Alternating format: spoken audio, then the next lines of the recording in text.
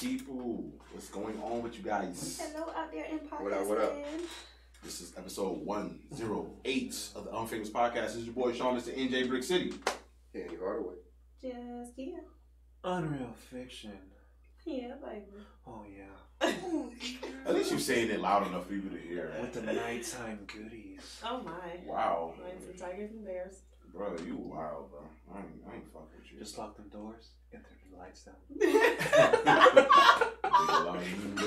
Turn them lights down low. Like, oh shit. Ooh. That shit. That like the country I Teddy love Pendergrass, man. Okay, listen, that's what I thought. Yeah, Yeah, I ain't gonna lie. that's what I thought. Teddy, Oh, country Teddy that's- Pete. he about to sing him right out the boots. Hold up. So Teddy pinned her ass down. Y'all niggas stupid. But again, new episode of the UNFAMOUS PODKAST. What's been new with everybody? Oh, shit. Yep, you first, Josh. Well, I don't know if did I mention this last time? Did I went to Cuzzo's? No, what's that? Oh, okay. Well, I didn't mention. It's a little like hood cuisine spot right on Tuckasegee. Hi, Kazo. That shit was. Okay. So I went there. And I got the wings with lobster mac and cheese. That's what they're famous for, lobster Wings with mac. lobster mac and cheese. Okay. And the food was good. It's very popular, but the problem is it took too long to get my goddamn food. It took like 40, 45. I'm like, fuck, nigga, I'm hungry. Like, Yeah. food smelling all good and shit. Nigga ain't ate all day. I'm like, I'm ready to tear this shit up. Time kept ticking. I started to go to the counter like, yo, what the fuck? I mean, what's going on? Mm-hmm.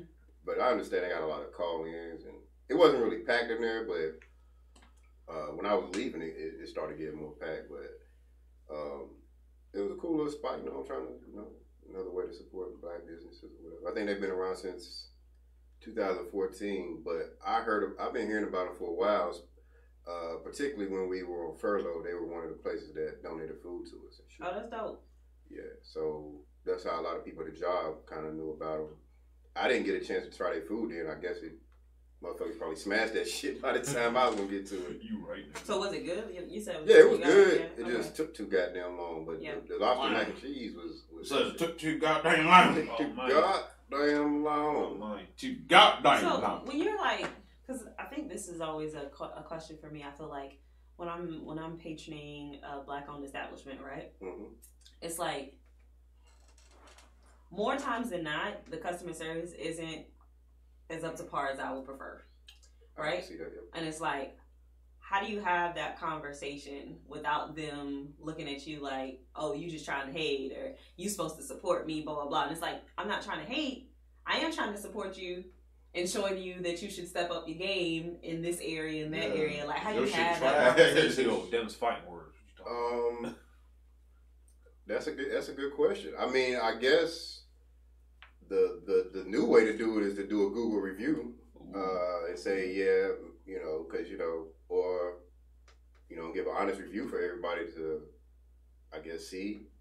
But I guess the only other way is to directly, if you're able to, it's a small establishment, so I guess you could talk to a manager or owner and voice your concerns. Yeah.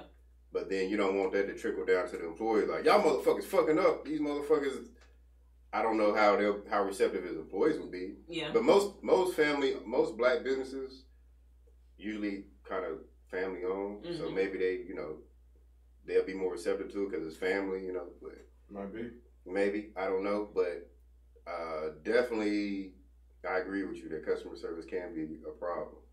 But the reason that some black establishments survive, even with average to subpar customers, because the quality of whatever they selling is Be good. You know what I'm busting. saying? You ain't lying about So that. it's like, now. yeah, y'all might have some We had this terrible wing customer spot. service, but they got good food. We had this wing spot up the street from Mercy Mercy University. Babies. Shout out to Frank Carr's Wings. If you ever What's it make called? it, Frank Carr's. Frank Frank Carr's Wings. If you ever in Macon, Georgia, by Mercy University, you got to go there. Black owned. The man that owns it, he was actually he did 20 years in the Air Force. Came out, became an engineer, retired from that, and then opened this business.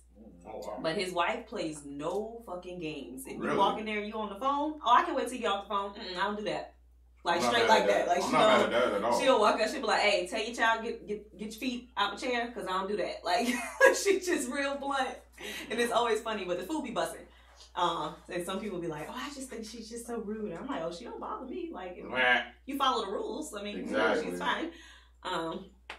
But yeah, I just always wondered about that because I feel like I always hear like black people will say, well, that's why I don't be messing with black folk. Like, I be trying to support black owned businesses and then they stuff be shittier, blah, blah, blah, XYZ. And it's like, okay, I get that, but we got to be able to have a conversation, you know what I'm saying? Where it's not coming from a place of, or it's not taken from a place of hate. It's coming from a place of I want to see you criticism. win. Yeah, like, I want to see you win. Right. Yeah. And I'm not telling you this because I want to see you fail. I'm telling you this because you got to look at your competition. I mean, there's a lot of other places that alternative places people can go to. Right. In particular, white-owned businesses who, let's yeah. just be blunt with it, are a lot more professional with some things. Yeah. You know what I'm saying? That's true.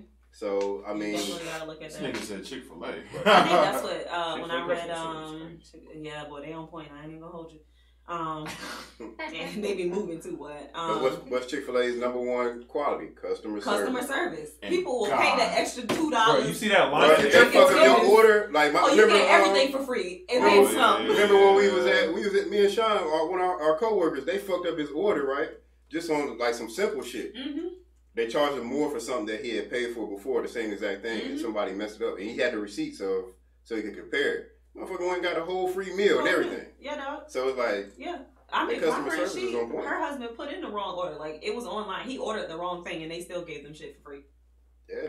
It was like, whatever. I'm sorry doing that shit. Yeah, it's ridiculous. Damn, bro. But that's just, I always thought about that because when I read The Miseducation of the Negro, Jeez. shout out to W.B. Du Bois. Mr. Du Bois. Fine, boy. But anyway, Wow. he was like, there was a part in it where he talked about how there's a disconnect between the educated Negro and the quote-unquote miseducated Negro, where there should be more inclusion. And I think about that when I think about business owners versus college-educated African Americans, because most times when I see business owners, they usually don't go to college. They just start their own business, you know, and they may go to school later. And it's like, but there's insight that you can gain from someone who has been to school for marketing or for business or whatever. Absolutely. But you hardly ever see those two sides come together. You know, one is thinking they're better than the other, or one is looking sideways at each other, where we could really come together and help each other. So that's how I think about it when I see black businesses. You know what I'm saying? That's an acute observation. Wow.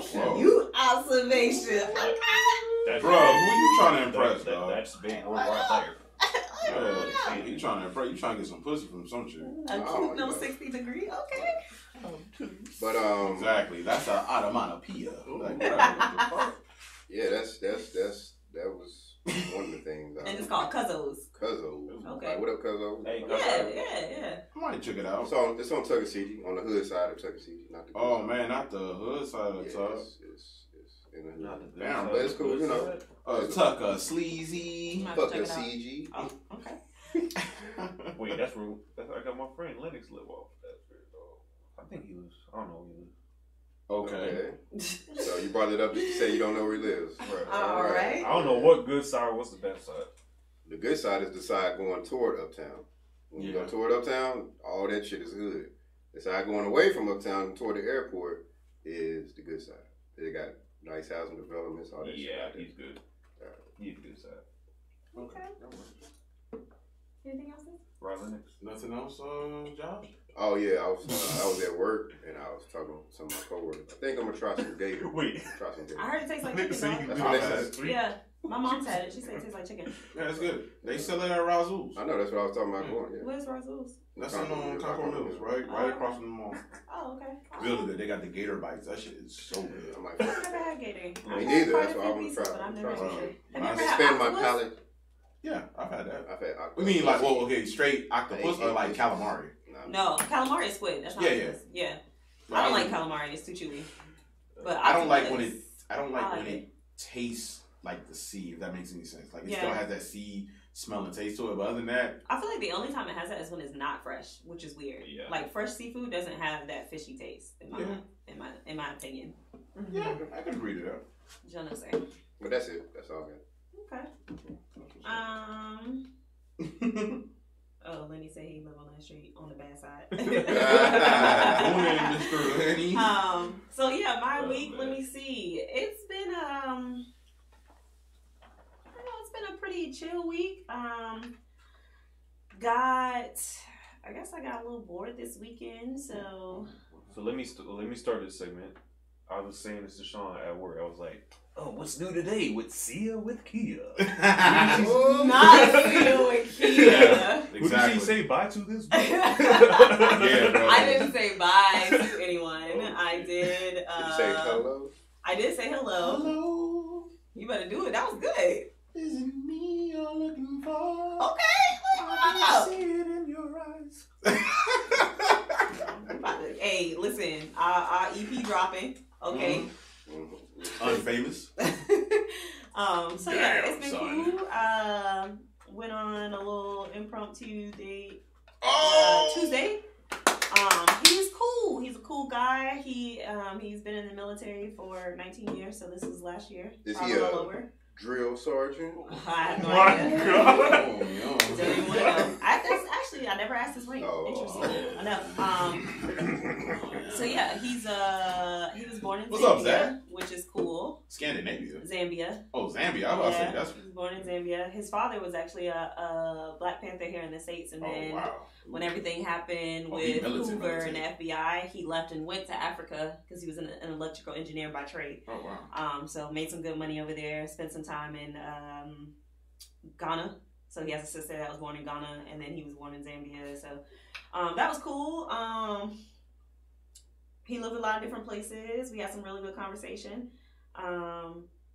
He has a pretty good personality, like open-minded, all that good stuff. I like to see that, like that in a guy. I don't think it's going to be anything romantic just because, and it's about to sound bad, I don't want, if I were to have children, I wouldn't want to run the risk of them having some of his traits. Yeah, sickle cell and all that shit. Can you be more specific on that? Like, Okay, so specifically. Hopefully, Yeah. hopefully, who you are, you're not listening to this. Because that means he don't like, fuck this shit, I give a yo. fuck, shit. Damn, you a savage. You're cold hearted. So, so my father, Yo, Zach, he's what from do you He's say? from Trinidad, and he has like a gap, right, like between his two teeth, and all of his kids have it. I have it. It's not as pronounced as his, but we have it. It's not a big. Yeah, it's not as pronounced. Look, this is a but gap. yeah, okay. So his is like a little bigger than yours, and it's actually like it's kind of like my father's, right? So Wow. I don't want to run the risk of passing that on You don't want to my child. I don't want my child to You don't want have your son to have that gap. son or daughter. Bro, you trying to have gap Son, that'd be good for the son. It could be, Yeah, but check that that's box. why Can that kid run up in that box? Let's get braces. Braces fixed. But But why? When I wouldn't even have to pay for that. Oh my So God. there's that, and then there are some other things, but it's just like I'm good. But I do think that him and the main guy could be really good friends. So What? because they have similar personalities, so I feel like they could be besties. That's weird. But would it work if he still desires you? Oh, Lenny, he's tripping. Probably not, huh? Yeah. Right. I don't know. There might be a slight Well, I conflict of figured if I interest. told him, "Hey, I'm not interested," then they could be friends. What if you like, look, just all right. You might not be interested, but can I just get like one try, just one go around, just to see. I couldn't even see him saying that. Wow, he could though. You'd be You surprised. said you could see him saying I that? couldn't see him saying that, but he could though. I don't know. But would you be receptive to that? If you like, Hell no, I wouldn't be receptive to that. So he's but he's interesting. He's cool. He's actually about to leave for South Korea for a year. So I was like, oh, Yep, you know, they all do it was that a cool one. date. I was like, he has he in the army? Yeah, he has one more year left in the Yep. in the army. So tell that man to bring you back one of them About to leave for Samsung South 12s Korea. to go to South Korea. so I was like, yeah, this was cool, but you know, you're about to leave, so you know, we shouldn't have to, we don't have to take this serious or whatever. Like, you're a cool person. We could, we can be friends. And he was like, well, I mean, you have a passport. Oh, I was like, I don't really want to Wait. spend that kind of money to come to South No. Korea. And he was like, oh, He tryna- I'll pay for it. Oh, you're trying to get flued out? Kid about to get flued out? I'm She not. get flued out? I'm not He trying to flew take you out to South Korea? Ooh. I'm not. Trying to He take trying to take you to a Pyongyang slang? Oh. That was good. So, That was hella good. I know my geography. I know a little Give me thing. that. Okay, that's why you can't educate He trying to take you to the soul hole. Give you that soul pole. Oh, shit. At Mouth Korea.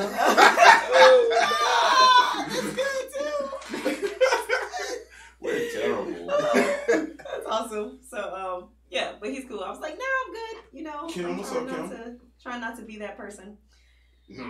I don't want to. Because because it's I ain't gonna say it's understood, but you gotta assume, and I hate to assume, but as a female, you gotta assume if a nigga willing to go through all that, he gonna want some cheeks. Yeah, he gonna want some cheeks. Possibly, but that's not, first of all, that's not the reason why I'm saying no, because I have no problems with you paying for me to go wherever we're going and you not getting any. I've done it before and I'll do it again. So that's not the issue, but I just don't want to, hey Bria, I just don't want to, he's a really nice guy, so I don't want him to feel that he's been taken advantage of. I get it. Like, you know what I'm saying? That's now, old Takia, maybe. But me, no. No. I don't want to do that. So he's been cool, and let me see what else. I had to tell a gentleman off. An older a gentleman from my past. You see her with Kia. There's our Sia. There you go. Yeah, well, it's been done for a while. But you had to say, Sia. I felt like he was being disrespectful because what are you doing? Well, we used to meet. We used to have our trysts back in the day. Y'all used to fuck. Yes, and the man was good at what he did. Oh my goodness! That wasn't Mr. 7 Hour. No, that was high school. Bro, why do y'all keep bringing him up? No, I refer to him as like, I refer to him as like, kind of like, I call him grandpa because he's the oldest guy I ever talked to. Which would be what? That nigga like 50? He had me by like, when we were talking, he had me by 24 years. Bro, how old were you? I was like 22. Okay, that's cool. Okay. I'm about to say, he ain't talking R. Kelly. No. I was like 22 or 23, something like that. Or maybe 21, I don't know. Did he have to pop them pills and wait 30 minutes? No, he did not. He was ready and he was well prepared. All right. What is this? So yeah, it was fun, and we went our separate ways. There was never going to be anything. He recently got married. He recently got married, and that was cool. That was great. Cool. But as of late, he's been like he sent me like funny videos like, privately, like via IM, and so I just didn't respond. And then he messaged me and he was like, "I just wanted you to know that, you still have a right." Yeah, he wilding over this drink I just gave him. I'm like, damn. He was like, "I just want you to know you'll always hold a special place in my heart and blah blah blah yada yada yada." And I'm like, "Yo, first of all, bro, we was just fucking like, ain't no special place. Number one, we just fucking around. We ain't going steady." Stupid. And I didn't understand. But number two, sir, you got a whole wife. She's in your profile picture. Oh shit! Like, I shouldn't hold a special place nowhere. Wait, and you damn sure shouldn't be telling me. The only women that should hold a special place in your heart are the women in your family. That's it. So what triggered him to say that? I have no idea. Wait a second, bro. You gave him. I have no idea. We haven't, like I said, he's been sending me like private messages with like funny videos and shit, but I wouldn't respond. I would just look and keep it moving. He got a taste of that key. But I was like, yo, you wildin', dog. Like, you wildin'. So I was like, I find that real disrespectful or whatever. And he was like, oh, well, I didn't mean no disrespect. I was just trying to be honest with you. I was like, but I ain't asking for your honesty. Like, we not talking. Like, we don't even, you know what I'm saying? Like, we don't communicate on that level. So you out of pocket. I was like, but you do that because you know I'm a cool person. Like, you know I'm not going to screenshot this and then send it to your wife. Because I could. Mm-hmm. But I don't want to, that's not on her. There's no reason for me to cause her issues because you ain't shit. You know what I'm saying? So I was like, listen, don't contact me no more, dog. Ooh, like, that's hella disrespectful. Your power level is over 9,000 because I gotta applaud you for that one because you did choose like to take the high road on that because I know a lot of chicks and there's nothing wrong if you would have told her that, like if you would have told his wife that, you're in the right to doing that because she should know something like that at the end of the day, right? She do. She married him. And you know what I'm saying? For you to just be like, you know what? I'm gonna just take the high road on this one. Like, you know what? Just don't fuck with me no more because I'm giving you a warning. Yeah. This is your warning because if you do it again, oh trust me, all this shit is still here. Oh no, he's been unfriended and blocked. So in order for him to do it again, he would have to really like go through hell and high water. Oh wow, you know what? Then that's disrespectful. That's what at that point, yeah. Do that, but I, you know what I'm saying? Like I ain't, I ain't that serious. Yeah. Yeah, like it's serious, but it's not nothing to like get involved with. Like you ain't about to. Like, no, it's not that deep. It's not on my end. It's not that deep. So. Damn, if you was a dude, I swear we'd have been out here wilding, bro. Oh, I tell my friends all the time. The Lord knew not to give me a penis. Oh, we'd have been fucking hoes, like on some G. Oh, listen, bruh. Me and Key would have been out here fucking hoes. You know what I'm saying? Look, Listen. I couldn't hang out when with I was look, You couldn't Nikki hang be out, like, no. you're If not I was- hanging out with kids. Nikki would be like, y'all can hang out here in my house. if I'm single, look, this is just saying I'm not in a relationship. I'm not with Tia, nothing like that. If Kia was a dude, what? We'd have been out here fucking bitch ass. What would be her guy? Fucking hoes, What yo. would be her guy? I feel like it should be like Lorenzo or something like that. But yo, Yeah, it sounds smooth. with Lorenzo riding in the Benzo. Hey. Exactly, yo. Like With that old Running Ice Cube through 'em. shit. You know the funny They part? call me L, you know what I'm saying? This is Or the funny Ren. part. Somebody chick would have been like, oh blah blah blah. Keep like, look, man, you know what the fuck it was, shawty. Like, fuck out of here. Like, fuck out Bro, of she here. be doing that to And you y'all. be playing that Webby in the background. Exactly. Girl, give me that puss. Hey, it depends. It depends. If I pick her up from a certain side of town and she look like if she's city girls, then yeah, I'm playing Webby. You know what I'm saying? If she's a city girl, Wow, I'm playing Webby. You about to You know strong what I'm arm saying? it? You about You to know, but strong arm that if pool. she not city girls, then You about to strong on that pool, shit. Oh, you wild. Oh, no. I ain't out here like that. I ain't got a penis, so you know. Thank God. Thank God, because she'd have been fucking all y'all bitches. It was just hella disrespectful, and I was just like, damn, like it really discourages. It's discouraging Real funny. when people can't be honest. Praise God. Praise God. Facts. So, you know, that was one guy you had to, like, say a permanently see it to. Yeah, for sure. Yeah. Well, since this is the That was a unfamous no-go. news, is there anything else that you wanted to add today, Mr. Anything I want to add to it? Yo, Nah, Josh, what not to the sports? story, but to any guys that's listening, like, if you got a significant other, you got a wife, you got a long time, whatever it is, like, be faithful, dog. Don't be disrespectful. Just don't be disrespectful. And women, you are equally responsible. Don't let these niggas be disrespectful. Niggas inclusive in all races in this case. Don't let these niggas be disrespectful. Like, it White takes two. niggas, black niggas, blind niggas, orange niggas, purple niggas. All All of niggas don't be All disrespectful. of them. Don't be Mystery disrespectful. niggas, Like, if you want to be bald out here, niggas, be classy out here. niggas. Like, don't Ugly why niggas. ask somebody to marry you if you want to be out here? Just Ugly be out niggas here. can't be disrespectful, Yeah, bro. you're right. Like, come on now. They can't be They disrespectful. could. You know, It's a setup. it's human nature to just Yeah, have your that's cake good. and eat it too. That's all. It's human nature. Yeah. You got your wife, you got your foundation, but you always want to dibble and dabble outside. And some people have, it's sick to say, some people have the thrill of doing things and not getting caught. Yeah, I mean that's true. That's why people have public sex, and they're like, part of the thrill is not just the sex, is we can get away with this. You That's know true. what I'm saying? That's true. That's So- why I like public sex. You know. Yes, thank you! Bruh, look, I ain't trying to put myself out there, but... Bria said there are too many married men out here tricking off.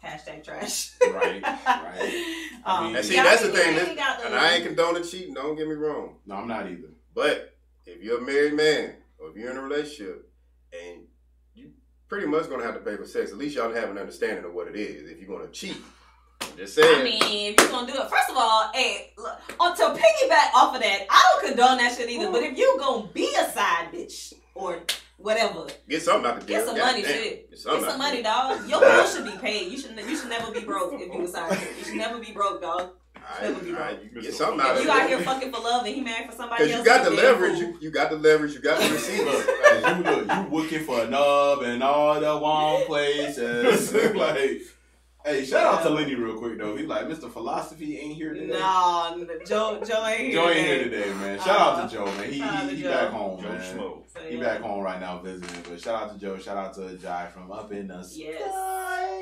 And be honest, guys. Like a guy, just be honest. Like, just be honest. Honestly, like Be you honest. have to respect it You do. Like I sat because he down. keeps it funky with you. Me and the man, the last time we were together, we said, we always have conversations about where we are. And I told him, I was like, I could see us cohabitating. I could see us being parents to the same children. However, let me A finish. major Can step. I finish? Oh. Can I finish? Oh. Can I finish? Yeah.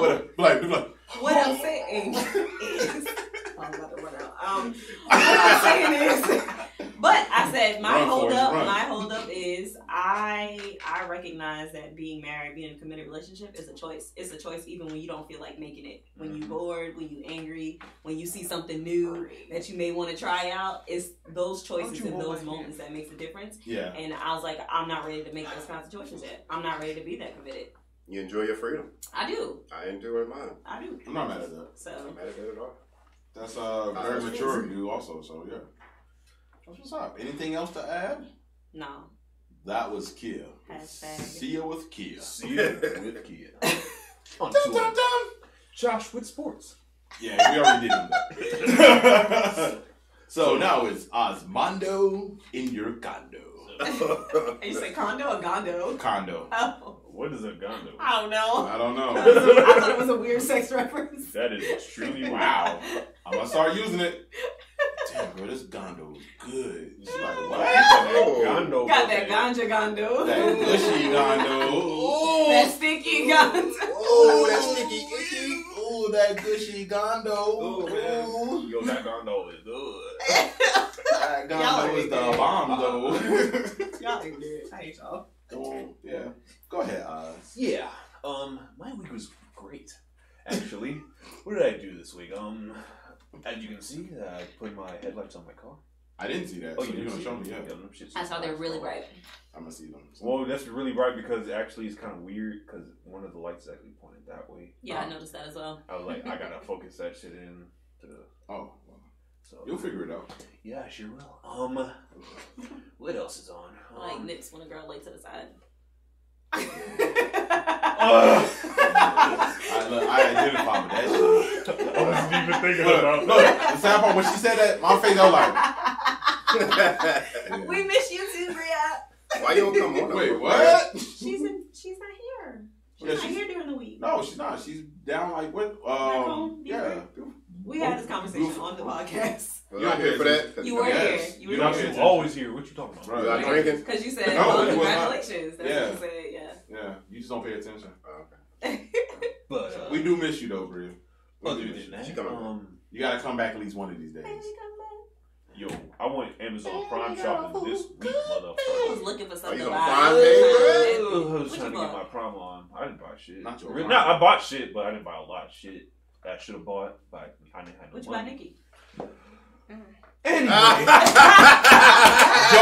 son, yo, keep it funky. Look up. All you hear in the background is, Yo, Nikki, you are my spirit. Wait, animal pause. right now. Hey, I look at her face. I'm just trying to look out. I'm just Look, cock head to the side, like. I'm just trying to understand. Like, what's up? Like, what you buying? Hey, girl, didn't I buy you that 4K Fire Stick? Hey. You bought us. Yeah, exactly. Oh, When we get home, I'm about to give you that fire dick.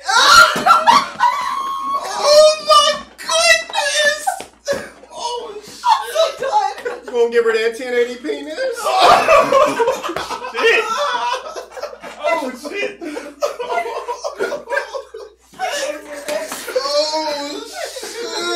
Oh my lord! It's literally like living in a frat house. Okay, aside from that, I had to, did you sneak into her condo? I was about to say, you didn't buy that off of, what you I call didn't it? have to sneak in now. Oh wow.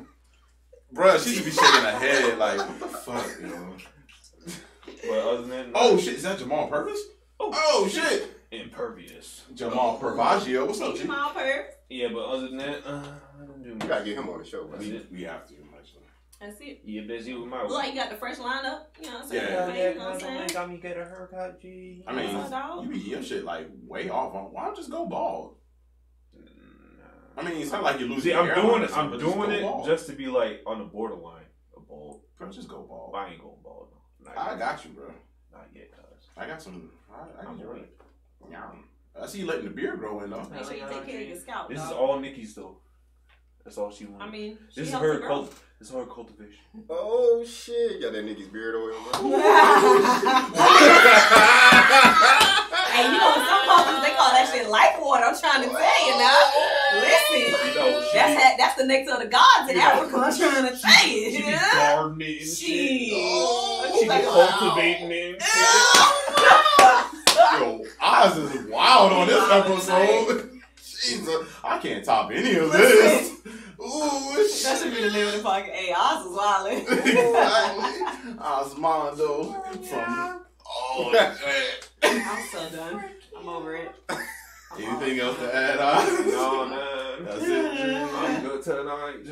Oh wow. Tonight. All right. Oh no. Sean, how was your week?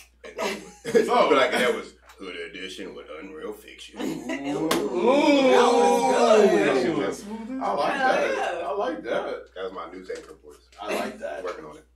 So Now with NJ Brick City, what do you have to say for today? everything was litty too titty. Oh. I'll tell you that right litty now. too titty. Wow, there. Wowzers. Wow. But nah, man. Pretty good week, man. Just been working, all that other stuff. Connecting with the missus, you know, the normal shit. You know, nothing crazy. We're getting ourselves ready for our trip next week. Can I friend her on Facebook? I've been seeing her come across, and I don't want to be weird. Can I be her friend on Facebook? I mean, if you want to, yeah, go ahead. Okay. I mean, you know. I mean, I've only met her once, so. I mean, but it seemed like, you know, she's. I mean, I don't think she doesn't. She's cool.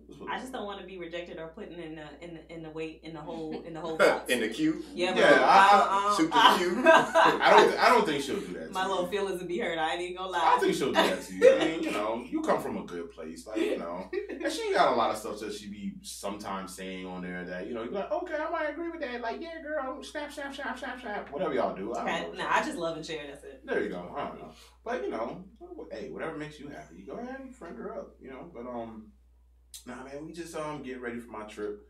Or our trip next week. We're going to Atlanta for my birthday. Hey! Go to the strip club? Of course. Which one y'all going to? Don't know yet. We're going to figure that one out. But Platinum is good. Just saying. I just want to go somewhere where we don't have... I mean, I don't want to spend a bunch of money, but I want to spend at least about 150. Yeah. Nothing major. You know, just have a good time.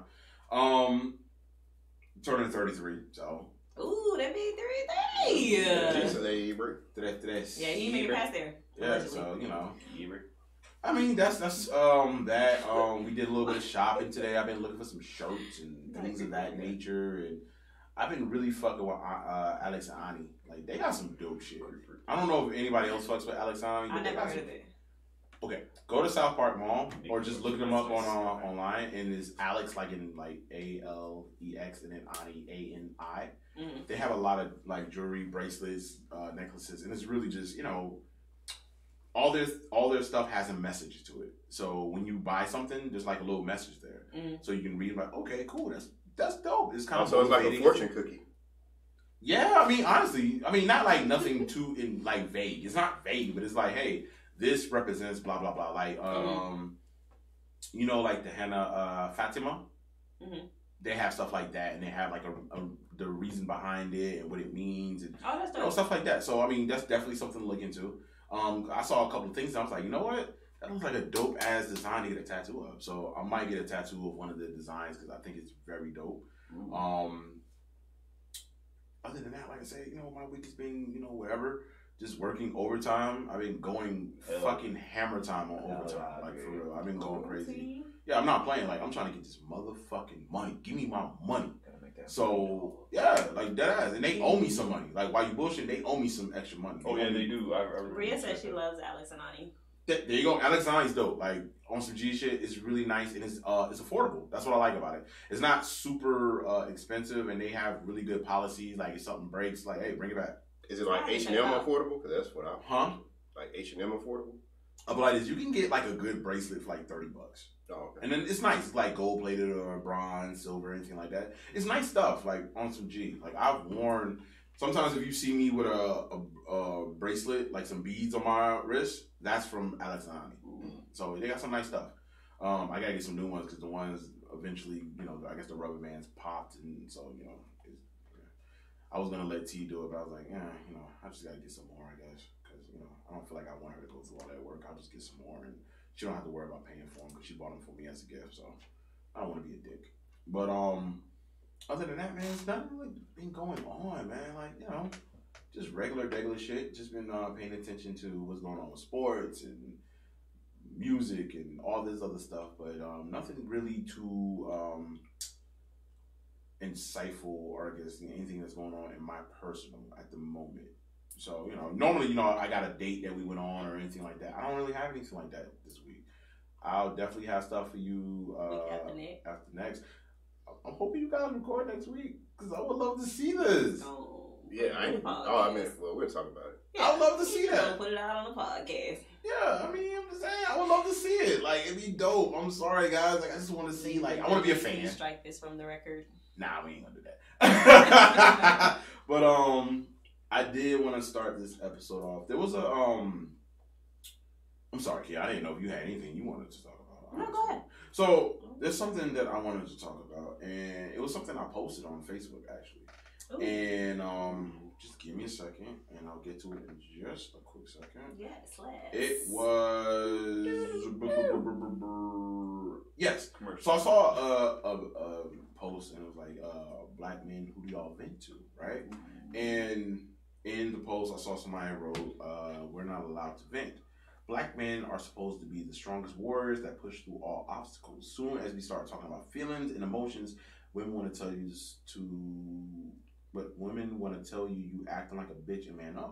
That's why you have so many hypersexual, hyperviolent like men. We are forced to bottle up how we feel so we look solid. When shit gets real, it's a tornado of emotions destroying everything in sight. Now, I don't agree completely with what this person was saying. I do understand. I do feel like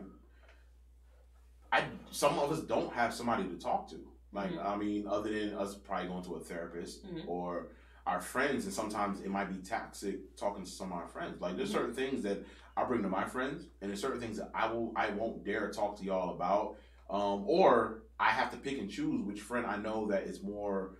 I'm not gonna say it's accepting, but more so like, hey, he can be empathetic to what my problem is at the moment, and maybe he can give me an honest, unbiased answer. And if I'm overreacting, he can tell me, hey, you're overreacting. Or if he's like, hey, bro, you're entitled to feel that way and you're in the right to feel that way, I can get that too. But I do feel like sometimes we don't really have somebody to talk to, whether it be parents or anything like that, or, you know, I'm not going to say our significant other, because sometimes you can talk to your significant other. It's sometimes just, you know, how you might receive the opinion. And I've noticed with a lot of us, sometimes we just want to vent and we might not want your opinion afterwards. And that goes for, you know, ladies and ladies for men, whatever. Sometimes we just want to be able to say what we have to say. We don't want to hear what you have to say after that. Like, hey, well, blah, blah, blah, nigga, no, I don't want to hear that. I just wanted to get it off my chest. Maybe a day from now or 2 days from now, I'm like, you know what?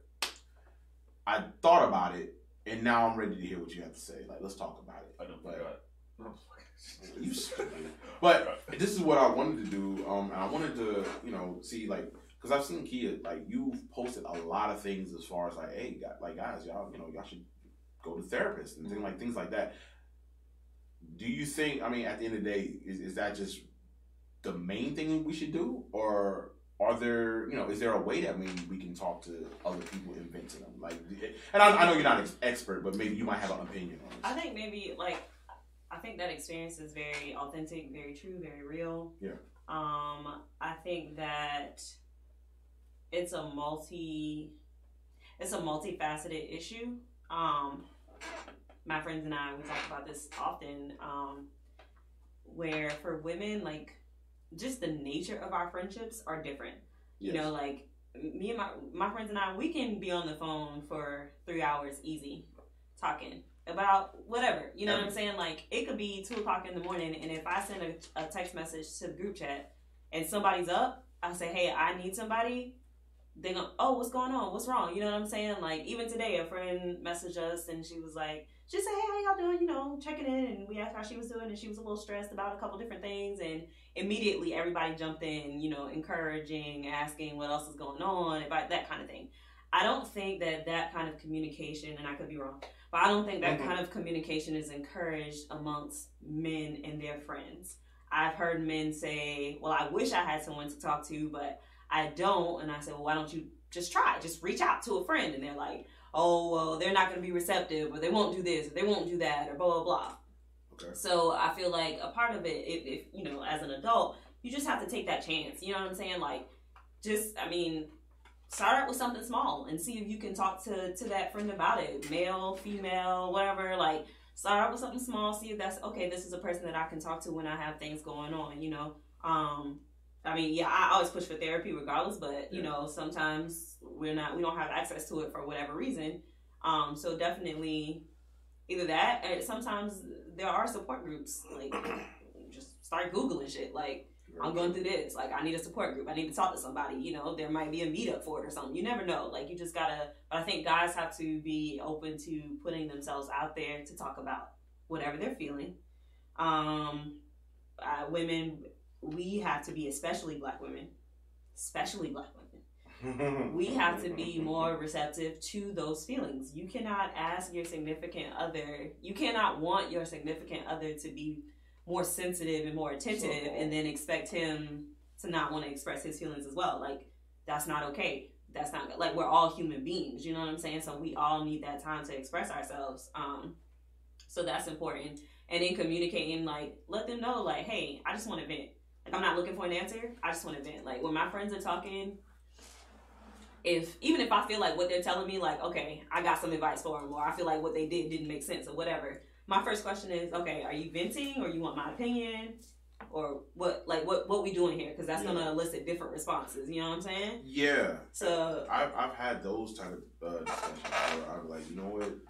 I just want to vent at the moment. Yeah. And I might not want your opinion because at the moment I'm like, bro, I don't want to hear shit. Like, Yeah, even if I know even though I might be wrong. completely wrong, It's but just I not just the want time. to hear that It's shit not right the now. time. Like, let me just get it off my chest. Yeah. And you know, 'cause I mean, without putting so much in my business and stuff like that, because you know I do need to stop talking about my relationship sometimes. But when it comes to certain things that goes on with me, and see, it's times where you know I just like, when me and her, like, say something's going on, or you know I might be going through some shit at the time, I'm like, I just wanted to talk to you, and I'm like, I didn't really want your response at the moment. And it's like, I'm not saying I don't respect it or appreciate it, I just don't need it right now. Yeah.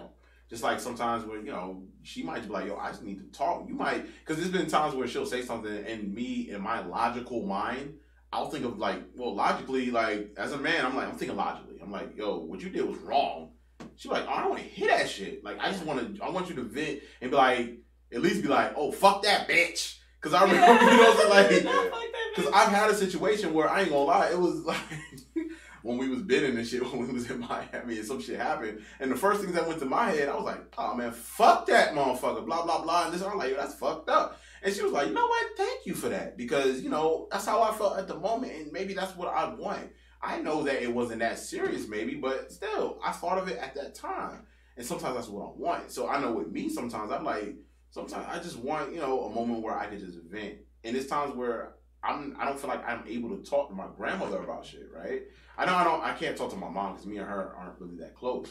And I want to talk to my grandmother about certain things, but it's times where I vented to her about stuff, and then she'll be like, you need to stop bitching and blah, blah, blah. And I'm like... Yeah, and you guys get that all the time. Like even my shout out to Haley, the homie.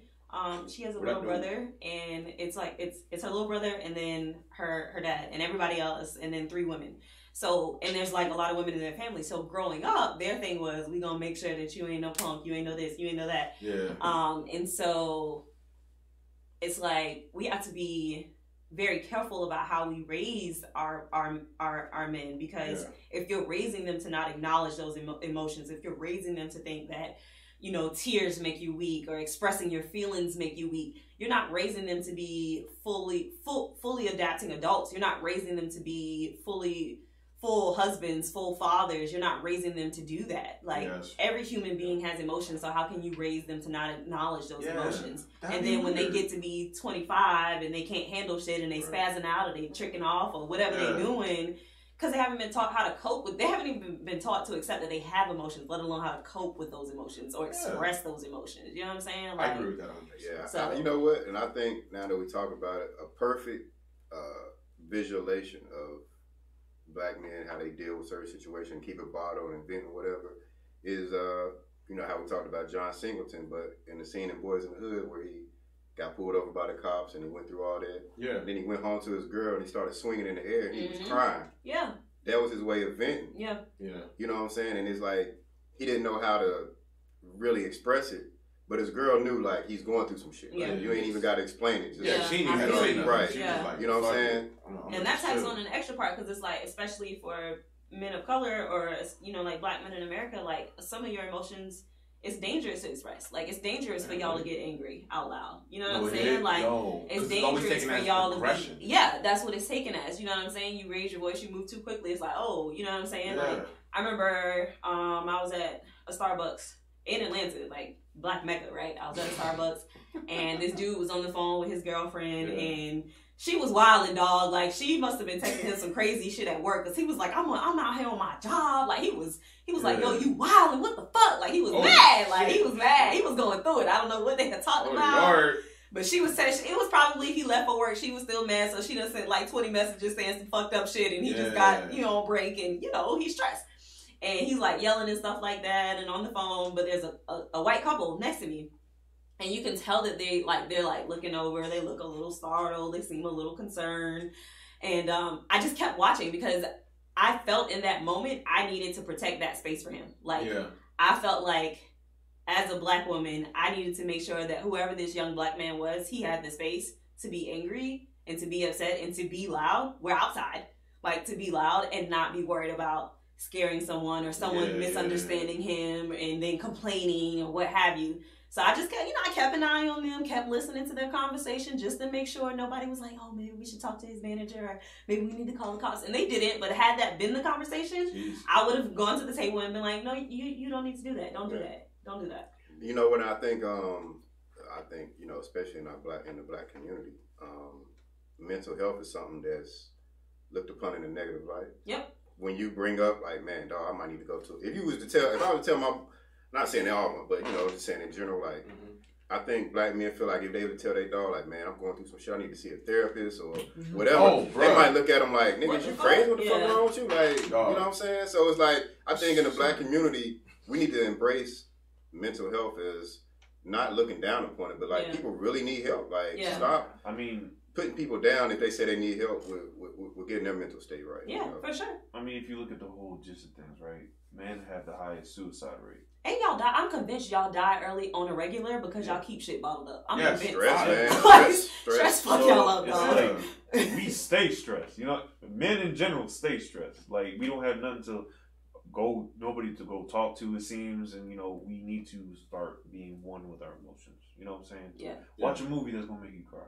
Because I cry during movies. I ain't even gonna hide that shit. Oh, I cried in a couple of movies. Listen, my mom told me Gridiron Gang, motherfucking Radio. Like, I cried. I was like, that shit. No, there's certain songs I listen to. That shit makes me cry. I'm like, yo, I feel that because I'm like, I know how that feels. Like, my mom told me, right, from when I was a baby. She said I was watching Peter Rabbit. You cried, bro. And fucking Mr. McGregor. About to catch that. First of all, he just got real serious just now. Fucking Mr. McGregor. I'm like, dang, fuck Mr. McGregor. Anyway, what up, Conor McGregor? Wait. You know what I'm saying? Stop the music. This shit just got real. Who the fuck is that guy? My mom said, fuck Mr. McGregor. My mom said I was crying because he was about to get caught. Oh, shit. It's like from that age though. I was like that. Yeah. And my mom didn't say, "Oh, don't stop crying." That's you my gotta mom let them feel that. Let me, cry. Yeah, you gotta let him, like, that's a complex for myself. Like, growing up, my father, first of all, I feel like he always wanted all boys, first of all.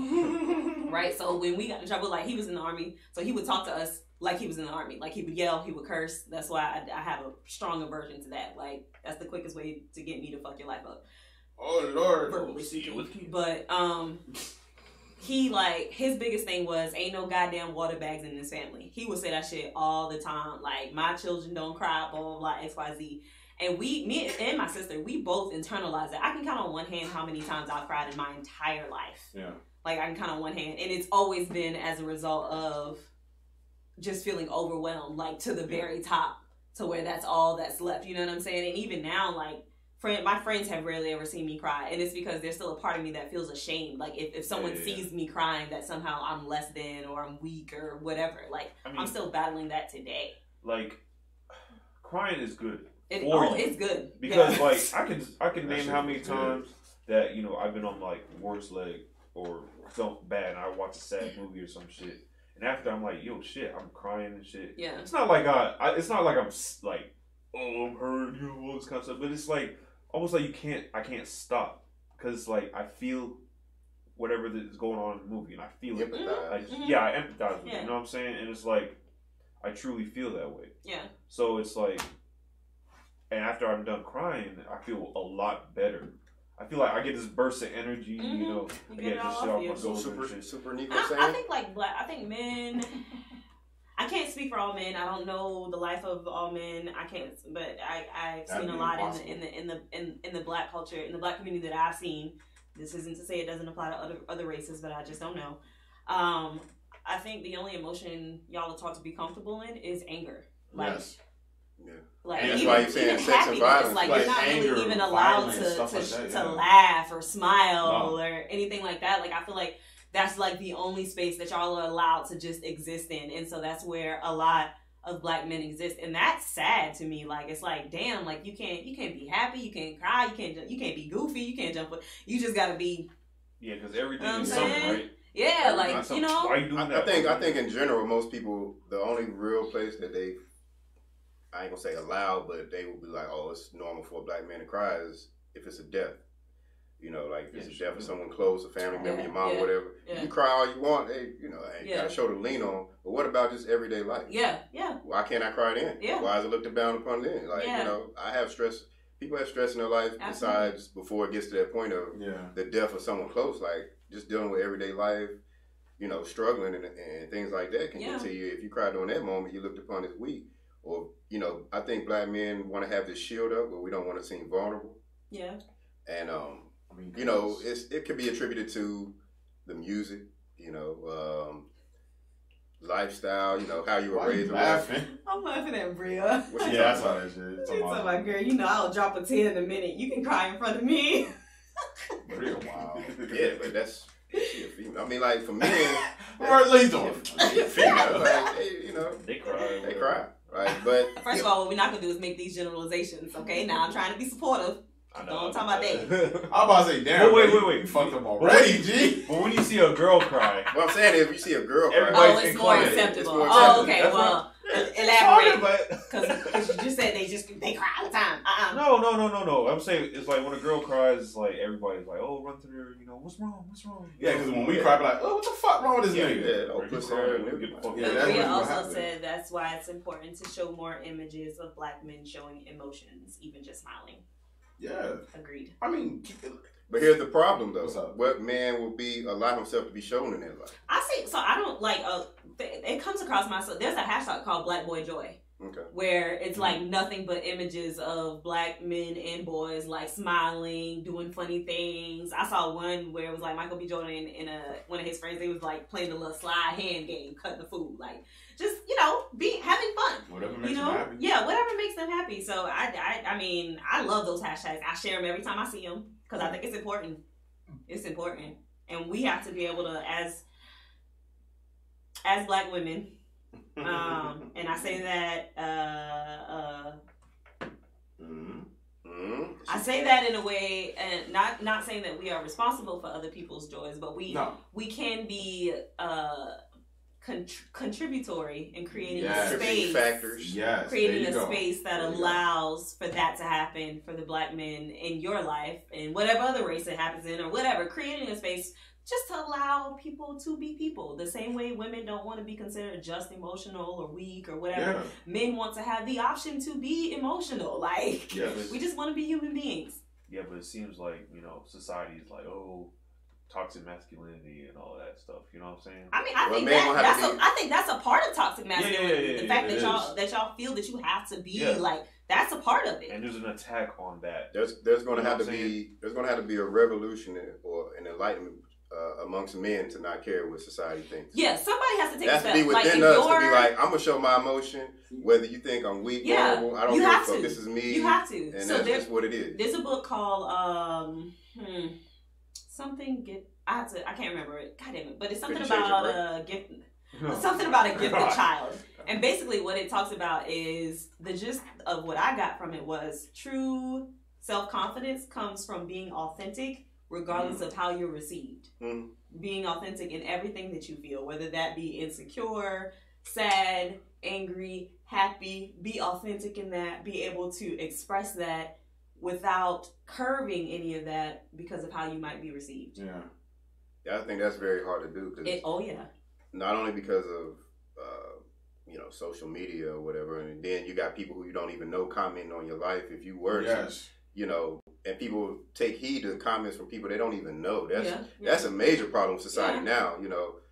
I could see if it was somebody in my circle who knows me, understands me, things like that, who has and I do some shit, and they, and they can kind of have an observation of how I do things. You know what I'm saying? But it'd be the people who you don't know, who Facebook friends, who you never met. You post something about how you feel about a certain thing. Yeah. You might be expressing your raw emotion online. Yeah. That's another thing, people expressing shit online. But to each his own. I'm not here to judge on that part. Yeah. I'm just saying, if you do decide to do that, I just think if you have the internal kahunas, the balls to put yourself out there, then you shouldn't be worried about. You should expect comments not to always be in your favor. Yeah, right? Exactly. And you should already just expect it. If it bothers you, delete. If they bother you, delete, block. Like, you know what I'm saying? Like, if that's the case, you do have control over that. And I would suggest, if it's not something you're comfortable with, do it amongst your friends first. But if you're comfortable with doing it on Facebook, just know the same. With the amount of people that you've offended, know that there's someone else that feels that way, and you've just given them a little more encouragement to express that. Like, amongst my friends, I would probably say, especially my high school friends, I would probably say I may be like the most open, like when it comes to the things that I've done and the things that I talk about. Like, I don't, whatever I'm feeling at the moment, I just be like, shit, like we'll be talking about, you ever, you're not concerned about your number, quote unquote, and I'll be like, shit, I don't even remember all them niggas. Some of them niggas was one night stands. What is you talking about? Like, and they'll be like, you crazy, blah blah blah. And I'm like, nah, I'm just being honest. And I find that when I say that, that's me creating space to then allow my friends to express whatever they're feeling or whatever they've experienced, because they feel like, okay, this is a non-judgmental zone right here. Or even just therapy. I had a friend that started going to therapy partially because I was going, and I was talking about that shit. I was like, listen, shit, you gotta go to therapy, girl. I went.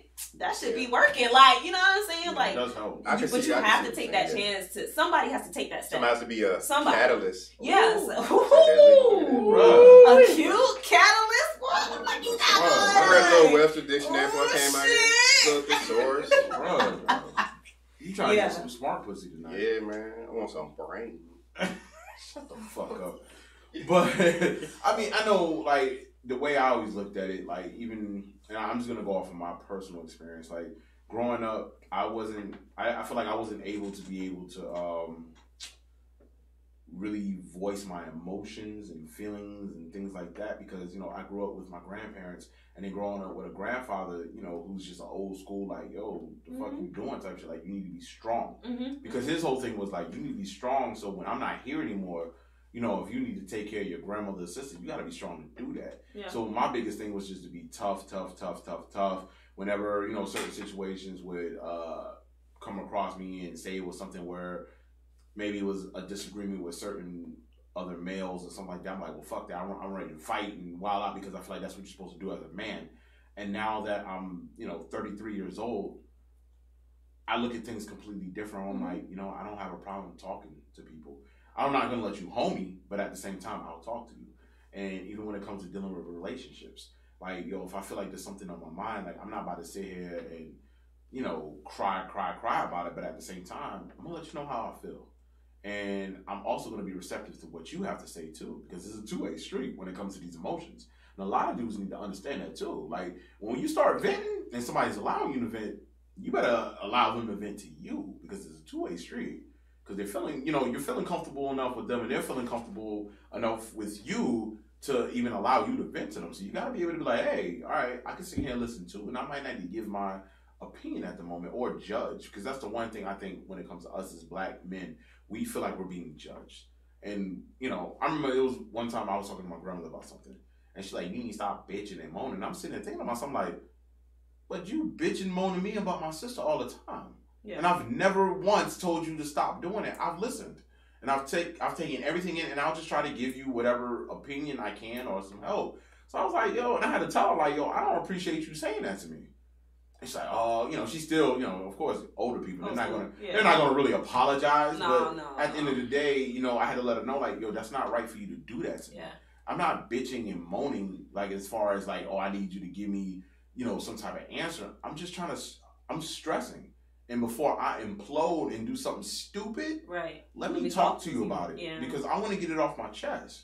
So, I mean, that's why, you know, I'm not even going to say as far as like, and I don't want to, that's why I didn't want to blame women because I think this goes for a lot of people. And with our new generation, like these 80s babies and a little bit later on, like 80s, early 90s babies, like, yo, a lot of us feel like we don't have anybody that we can actually talk to, get our, you know, our emotions out, opinions, anything like that without being judged or without being looked at in a certain way. Like, say you say something and your homeboy's like, nigga, you gay. Like, bruh, like, I'm not gay. I just had a feeling about some shit that I just wanted to get out. Like, bruh, like, it would hurt, you know, if you tell one of your homeboys, like, oh, I love you, dog. Like, you my man. It's like, you my bro. I love you.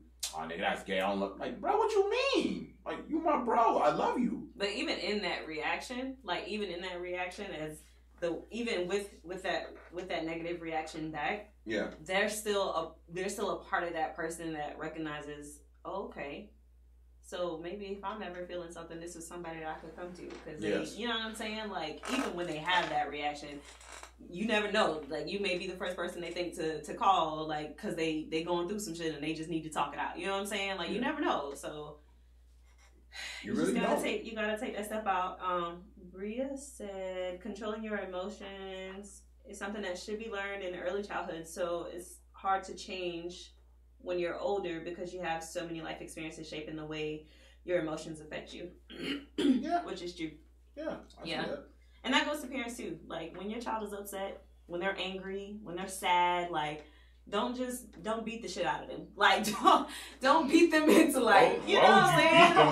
No, cause no. Like, I'll give you something to cry for. Seriously? Yeah, I mean, yeah, like, I heard that. Yeah. You get beat because you sad. You get beat because you angry. You get beat because you voice how you feel. You know, and there's ways to do it, but simply voicing it. It doesn't warrant beatings, and all of that teaches children is you need to not express emotions. Exactly. You know what I'm saying? It makes for good soldiers, but not for good people. Yes. So yeah. Like, instead, teach them how to manage their emotions. You don't want them to stomp their feet. Teach them something else. You don't want them to slam a door or yell.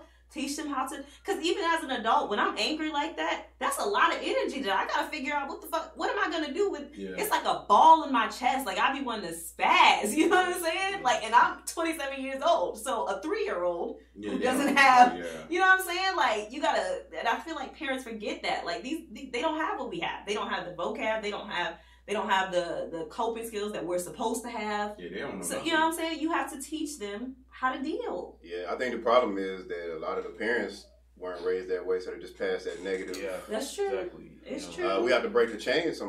Yeah, we do. Hopefully, starting now. Yeah, there's free literature. There's Google. There's YouTube on everything. You can build a whole car on YouTube. I know somewhere, somehow they teach you how to deal with some emotions. Yeah. So I mean, I saw something. Lenny, he just said, all he had was his mom and his grandma when he was a kid, and they never taught him how to control his emotions. They beat him every time. Yeah. And that sucks. I'm sorry that you went through that, my brother. Like, nobody wants to go through all that. And, oh, Lenny. Yeah, man, I'm sorry. Like, it happens. And, I understand that happens, especially in our community. Because at the end of the day, we're always, whether it's men or female, because I don't want females to be, women to be left out because... Well, this is a conversation about guys. But I'm just saying, like, as far as, like, men, we always have to be the strongest, no matter what. We have to be taught that we are the strongest. We have to be superior to, anything. Emotions, we're not allowed to have that. And especially if you grow up in certain situations, like, me growing up in New Jersey, bro, I was not allowed to have certain emotions. I wasn't allowed to sit there and cry because once you do that, you are now food. You are on the fucking menu. Because you will get tormented every day until somebody either kills you or you kill yourself. Yeah. Or so you kill them. Exactly. Yeah. So I wasn't never allowed to do that. Like, I've gotten in my share of fights. I've had moments where I might have broken down, but at the end of the day, I'm like, yo, you're not about to just treat me like I'm shit though. Yeah. Like, I still had to throw these hands. So, that was, like, when y'all be seeing me sometimes when it seems like I'm hella aggressive at work sometimes, I'm like, yo, that's just me resorting back to, I'm not even, thinking right now. I'm just going off a motor, Like, all right, reflex. exactly. Yeah. It's like, It's an this everyday nigga talking to me struggle. wild. Let me go ahead and let him know, like, I'll beat the shit out of you type shit. It's an Instead of everyday just talking to struggle. somebody. That's why I hope kids who grow up in those kind of environments, hood environments, I know it's rare or, it's I just hope that kids in that environment are exposed to different environments. Yeah, as far absolutely. as dealing with different people of different nationalities. Because Conflict then they'll be like, yeah, this might be all how that black, stuff. but everybody don't act Everybody like this. doesn't react this It's way. okay for me to be like this. It's okay fine to for them be to act different. like this. Why can't I be, you know what I'm saying? It's okay to be different, for sure. Lenny, thank you for sharing. Oh my goodness. Yeah, I appreciate that. He needs and to like definitely always, come on the show. like you know what I'm saying? Like at least now, like you see it, you realize it. Like now, I mean, you can do the work. You can do the work to be better. To do. It's never too late. It's never too late to be better. To do better. I told Bria the other day. I was talking to my dad, 58, I think, years old. He recently got fired from his job because the boss said something he didn't like, so he choked him and threw him across the desk and shit.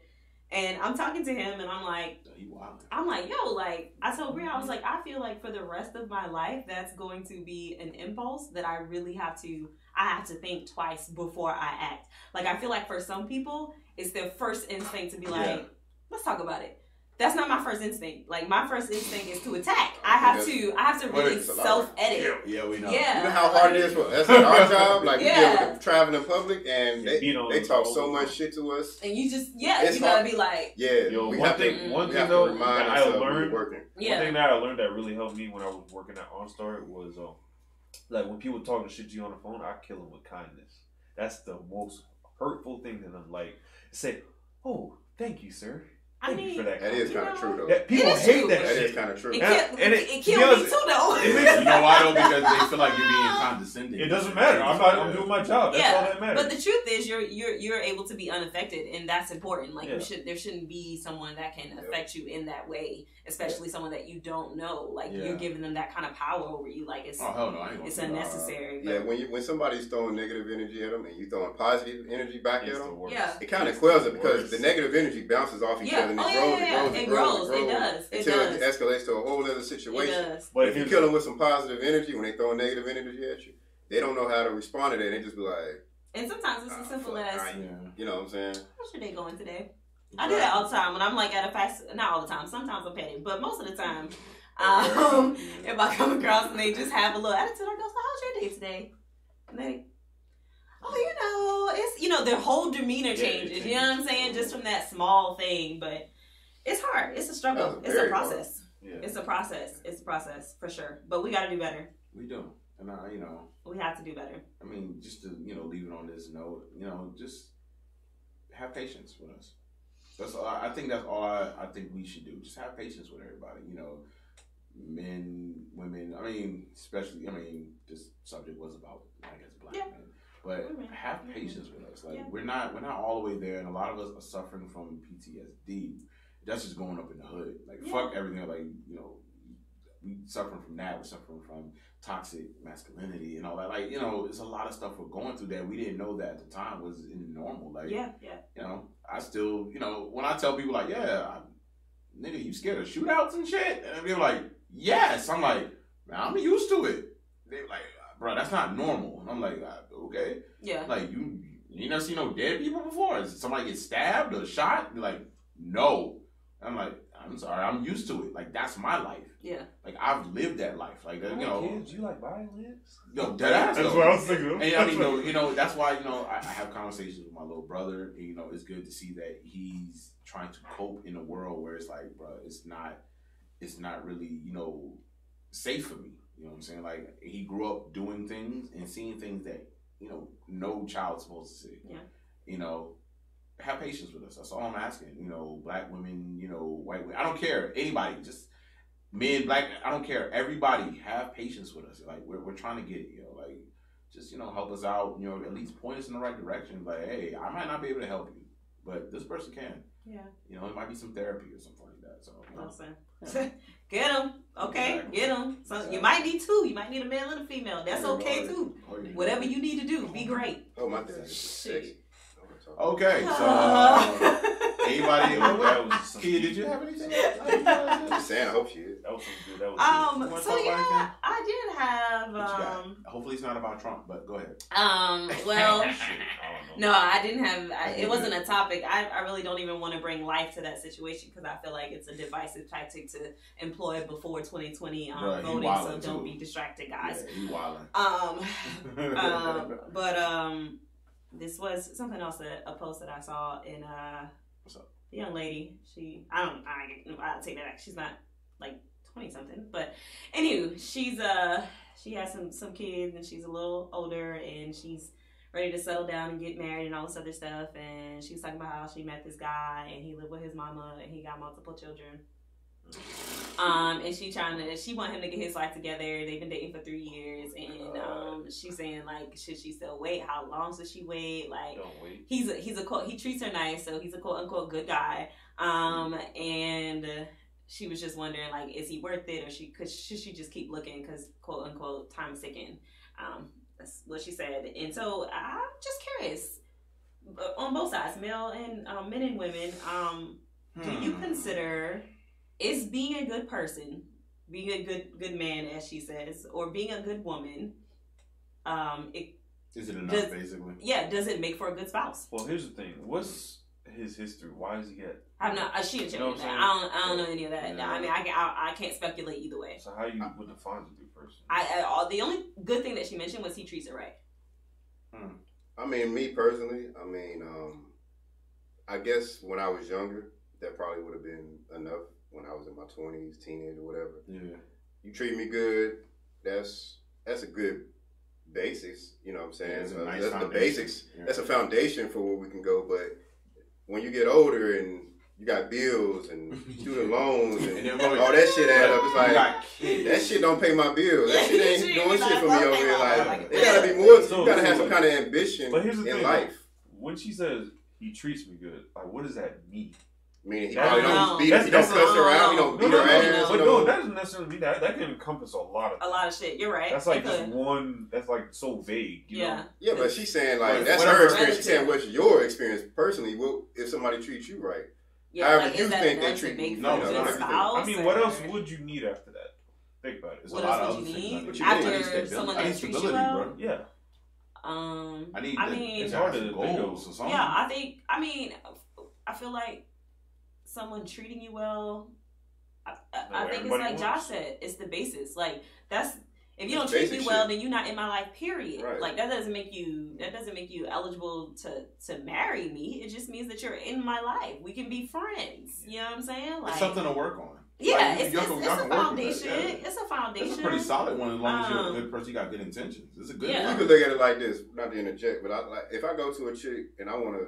Let's say I'm in the club, I want to holler at her, and I'm like, hey girl, I can treat you right. She can be like, okay nigga, and do you stay with your mama? Do you got a job? How many kids you got? Like, it's more than just, I can treat you right. Like, you know what I'm saying? I think it comes, for me, bro, it's like, it is what it is. When I look at what's gonna, if I ever do get married, when I think of a husband, I think of a life partner.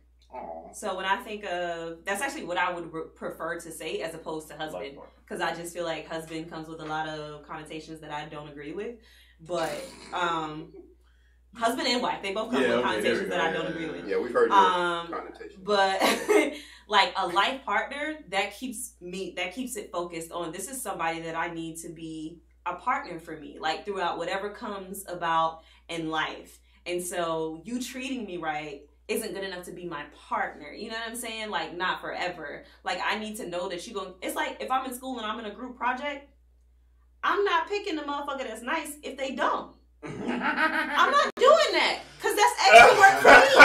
So you stupid. Like, you nice. Or if you on the court, you know what I'm saying? If y'all playing the game of pickup, you're not picking the motherfucker that held the door for you. You want the motherfucker that can ball. Yep. You know what I'm saying? Like, and so that's how I think about it. I want somebody that can hold their own. Like, you can't just be nice. So what does that look like? It looks different for different people, depending on whatever it is, whatever you want to accomplish or what have you, all of that. But I don't think it should be just that. You know what I'm saying? Like, not for a life partner. Yeah, you're right. It's just the basis, you know.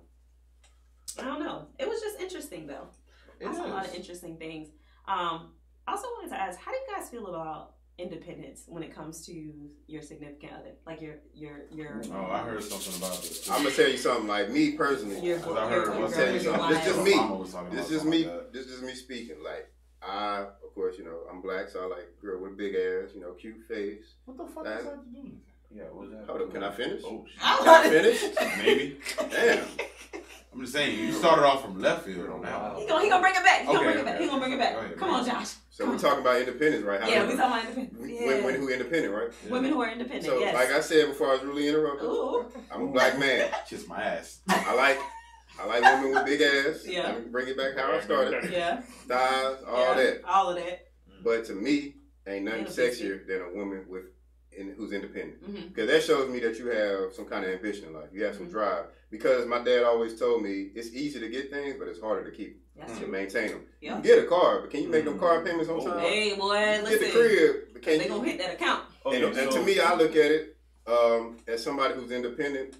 That shows to me that you have a drive and ambition to maintain a certain level in your life where you don't want to accept bullshit. Like you want to go further in life, or you just feel like you work hard to get to this point, and you're not gonna go.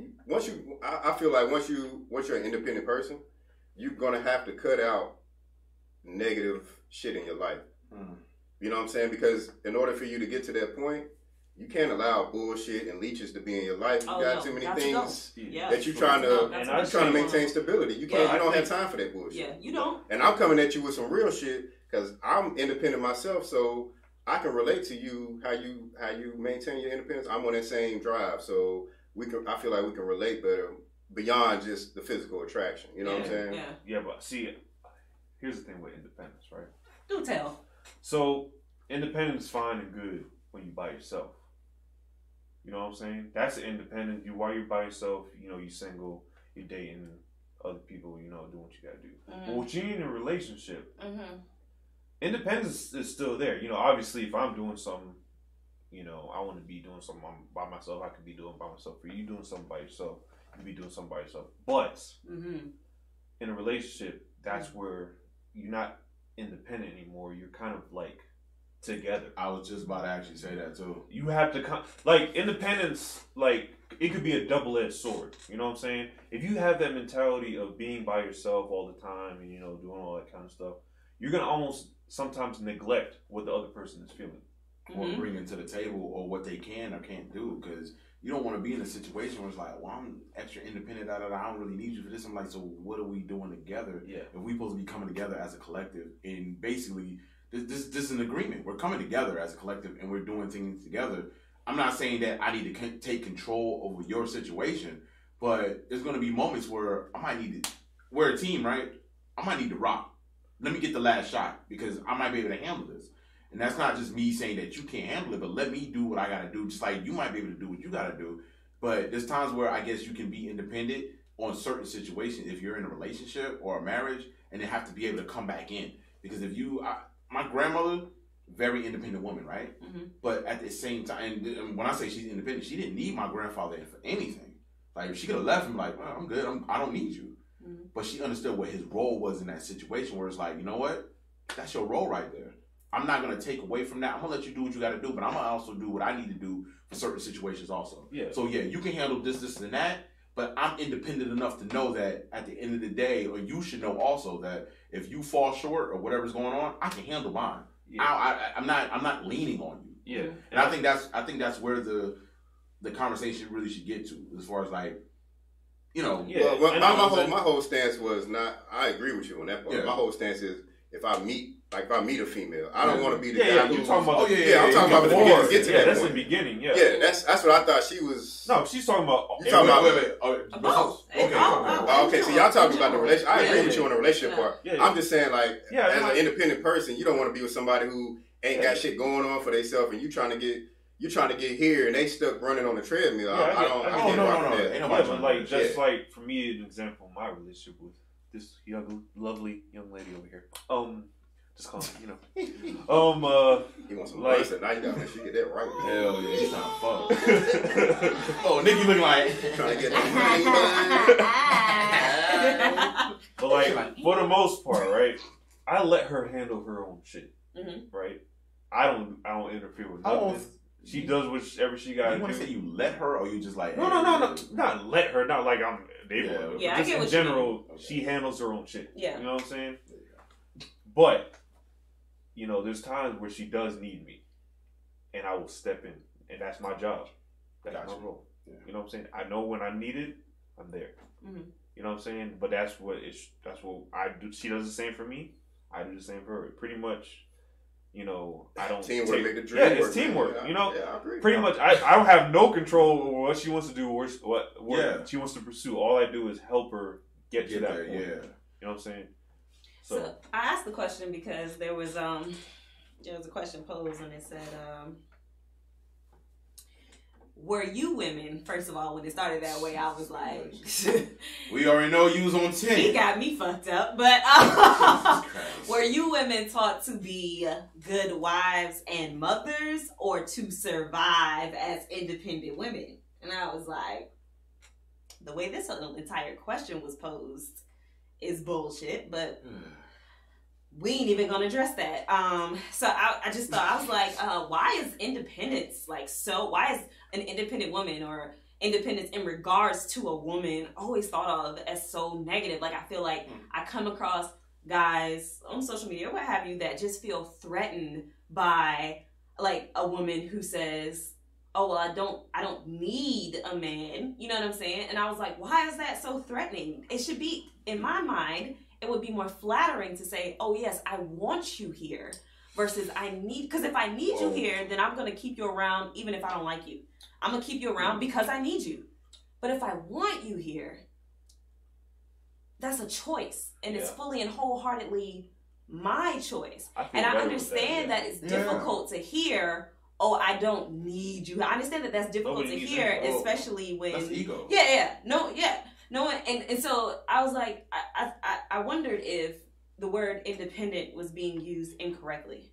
I wonder if it was a case of, because they was like, I wonder if it's a case of not necessarily saying that independence is a turnoff in women, but being egotistical or being bitter. Yes, and that's what I'm saying. I think it's about ego. It's like, I can't stand when I'm saying, I don't need a nigga for shit, blah, blah, blah. That's not independence, that's bitterness. See, but what people do is they encompass everything under all independence. Of it. Like, I don't need a nigga for shit. I'm the mama and the daddy. I handle all of it, blah, blah, blah. I do what I gotta do. Booty, boo, boo, boo, boo. Yes, you're still independent, but the way that it's, that what you're wearing right there, sis, that's bitterness. You're mad because you were abandoned. Ain't nobody about you know what I'm saying? Like, that's, but that's something different. You know what I'm saying? That's different from, like, my friend, I had a discussion with my friend's husband, and he and I, we often differ in opinions. So it's always funny to talk to him. But I told him, I was like, he made a statement. I was like, something about women needing men. And I was like, oh, well,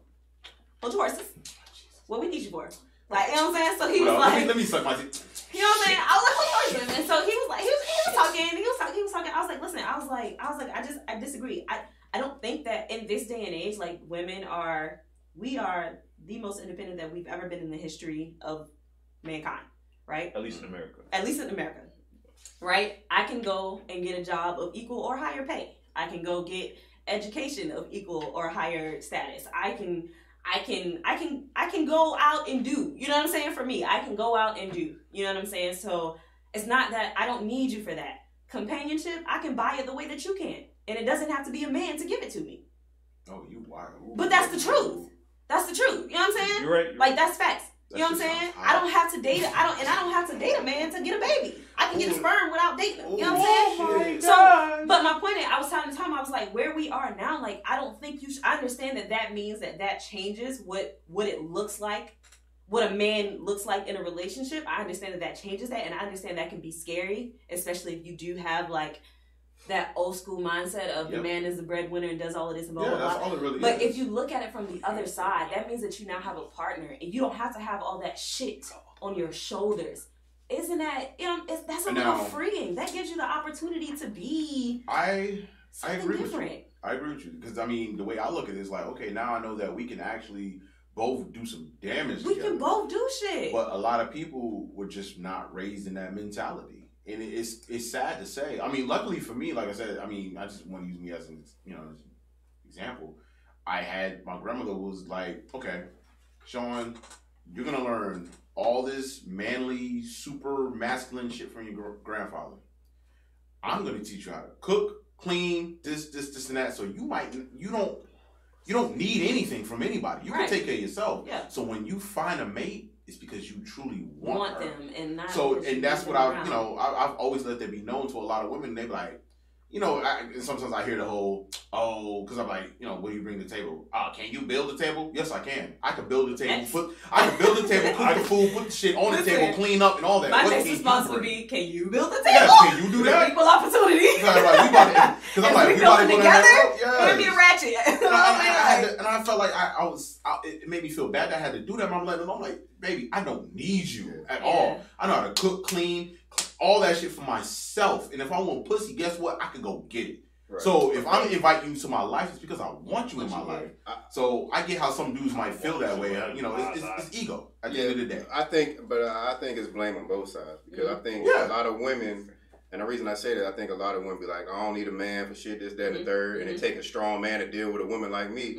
But at the same time, on the flip side, I mean, that's what they be saying. I always say a special kind of man. Yeah. But on the flip side, the way that men approach women is through materialistic things. Absolutely. So they're not approaching women on some, I can be your shoulder to lean on. They throwing it, I got money, I got money, I got this, I got that. And so they throw materialistic things in a woman's face. Yeah. Where she like, I can already do for myself, baby. I don't need you for shit. Yeah. Okay, so then after that, they don't have nothing else to bring. Right. It's like, what else do I got? Yeah. Right. So, and then a lot of women might have dated but there a man. are some women who do respond to that. There are some women who, still want to fill those traditional roles, and that's their right. That's cool. Yeah.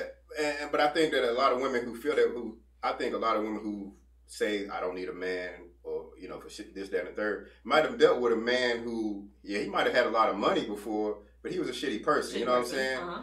And so I think that in turn gives a negative light, not a negative light, but kind of distorts their view of men, because it just, I don't know why, but everybody wants to be a flexer nowadays. Everybody want to stunt.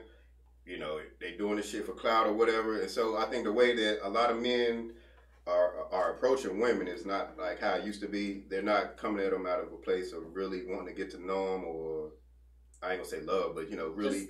But they trying to throw materialistic things at them. Yeah. When they're not really. When they might be a shitty person. I'm not saying all men are like that, but they might be. And so in that turn, when they. And some women are receptive to a man with materialistic things. They're willing to deal with that shitty person because he has money. He got this. Yeah, true. But at the end of the day, it distorts their view of men, because all men aren't like that. Yeah. No. You know what I'm saying? So I think they lash out saying, I don't need your materialistic things. Basically, what else can you bring to the table? And some men don't know how to bring their true self to light past the materialistic things that they can push out there to try to get women's, a lot of men put materialistic things out on social media or whatever to try to get women's attention, but they don't know how to pass that point. Yeah. It's the same thing for women in their bodies. You know what I'm saying? Sometimes you don't know how to get past that point. And I think that's something that, I'm not, just exclusive to the black community. I'm just saying in society as a whole, I think we need to get past that point of always pushing materialistic things to the forefront to get people's attention.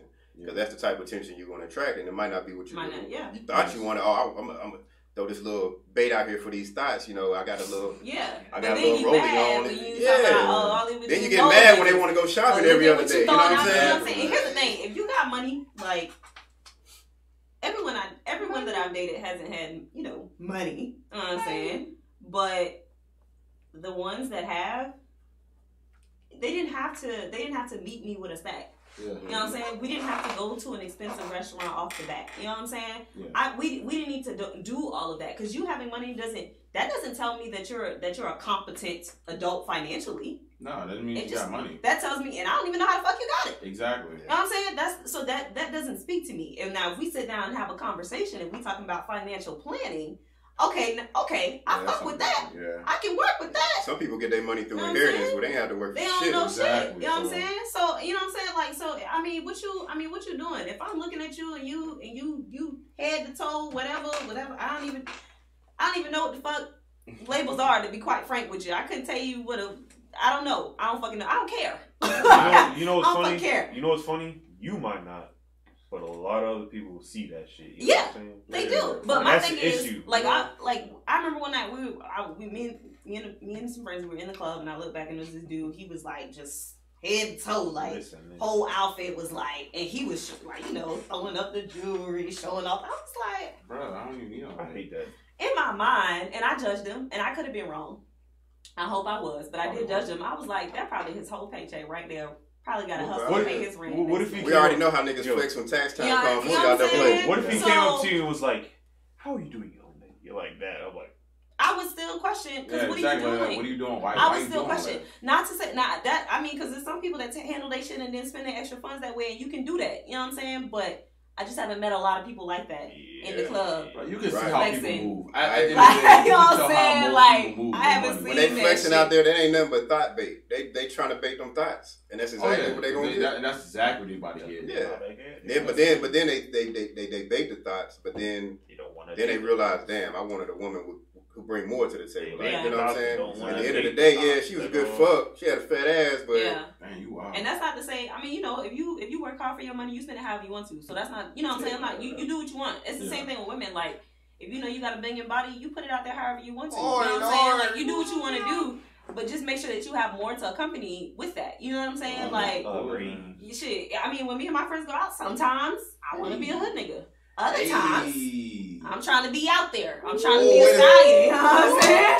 Other times, I'm trying to... Is that key of the stallion? Other times, I'm trying to let you know your girl got it. Okay? You trying to have a hot girl summer? But in both those instances, you know what I'm saying? The conversation is still the same. You understand what I'm saying? And the expectations are still the same. You know, so...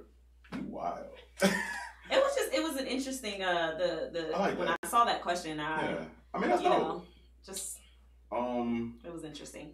Also, independence does not imply. Never mind. We'll leave it alone. So, do we need to find another word for independent? Self-sufficient? No, I think we need to learn how to label what we see. Yes. Independence isn't bad. Bitterness is bad. Yes. Egotistical is bad. Egotistical also goes with not being able to ask for help.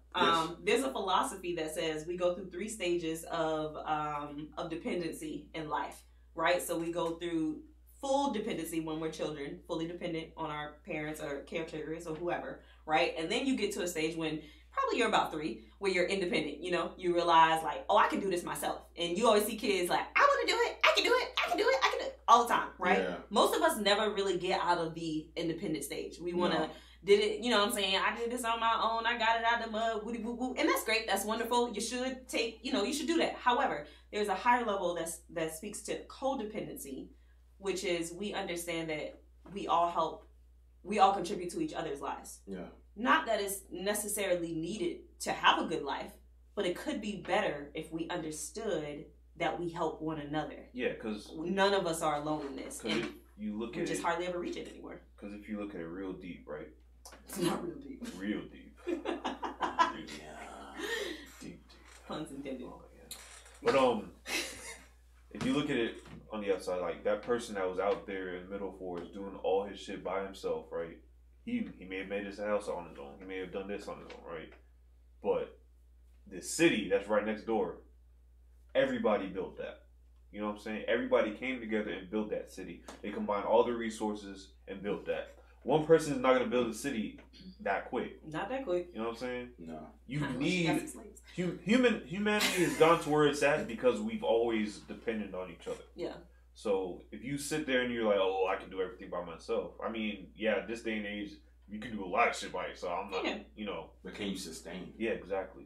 I don't think you can. Your mental capacity, shit, even being alone for a long period of time, like solitary confinement, that makes you crazy. Yeah. Right? I guarantee you, if you put somebody else in there, you'd be less crazy. I think that you know, in the black community especially, the idea of being independent is very strong. Oh yeah. Because you look at Mexicans, for instance, come from other countries, and maybe by the circumstances they in, and they come here, it'll be 12 of them motherfuckers living in one house, depending on each other. Yeah. Until they get to where they need to get to. Yeah. They don't have no problem with that. It's like that in any, like when you have the immigrant communities, that's how they lean on one Right. another. That's just But in our community, it's not like we'll get on and we'll shit on other niggas like, oh, I'm on, nigga, y'all broke ass niggas, y'all niggas hate, you know what I'm saying? You know what I'm saying? As opposed to let me look out, whatever. Yeah. You know what I'm saying? And how can I help you, my brother? What you need? And what we fail to realize, even if you did get on and you made it, you didn't do that by yourself. Somebody has. Even if you felt like nobody gave you an opportunity, somebody did. Yes. They either spent time or money on you, and somebody had to give there's you no an way opportunity. In a capitalist society, there's no way you can be at this point without the help depending on somebody else. It's literally impossible. And you have to realize that. And it took me a while to realize that. Like when I had to take my sabbatical from school, like that's what I had to realize. I had to realize I can't do this by myself.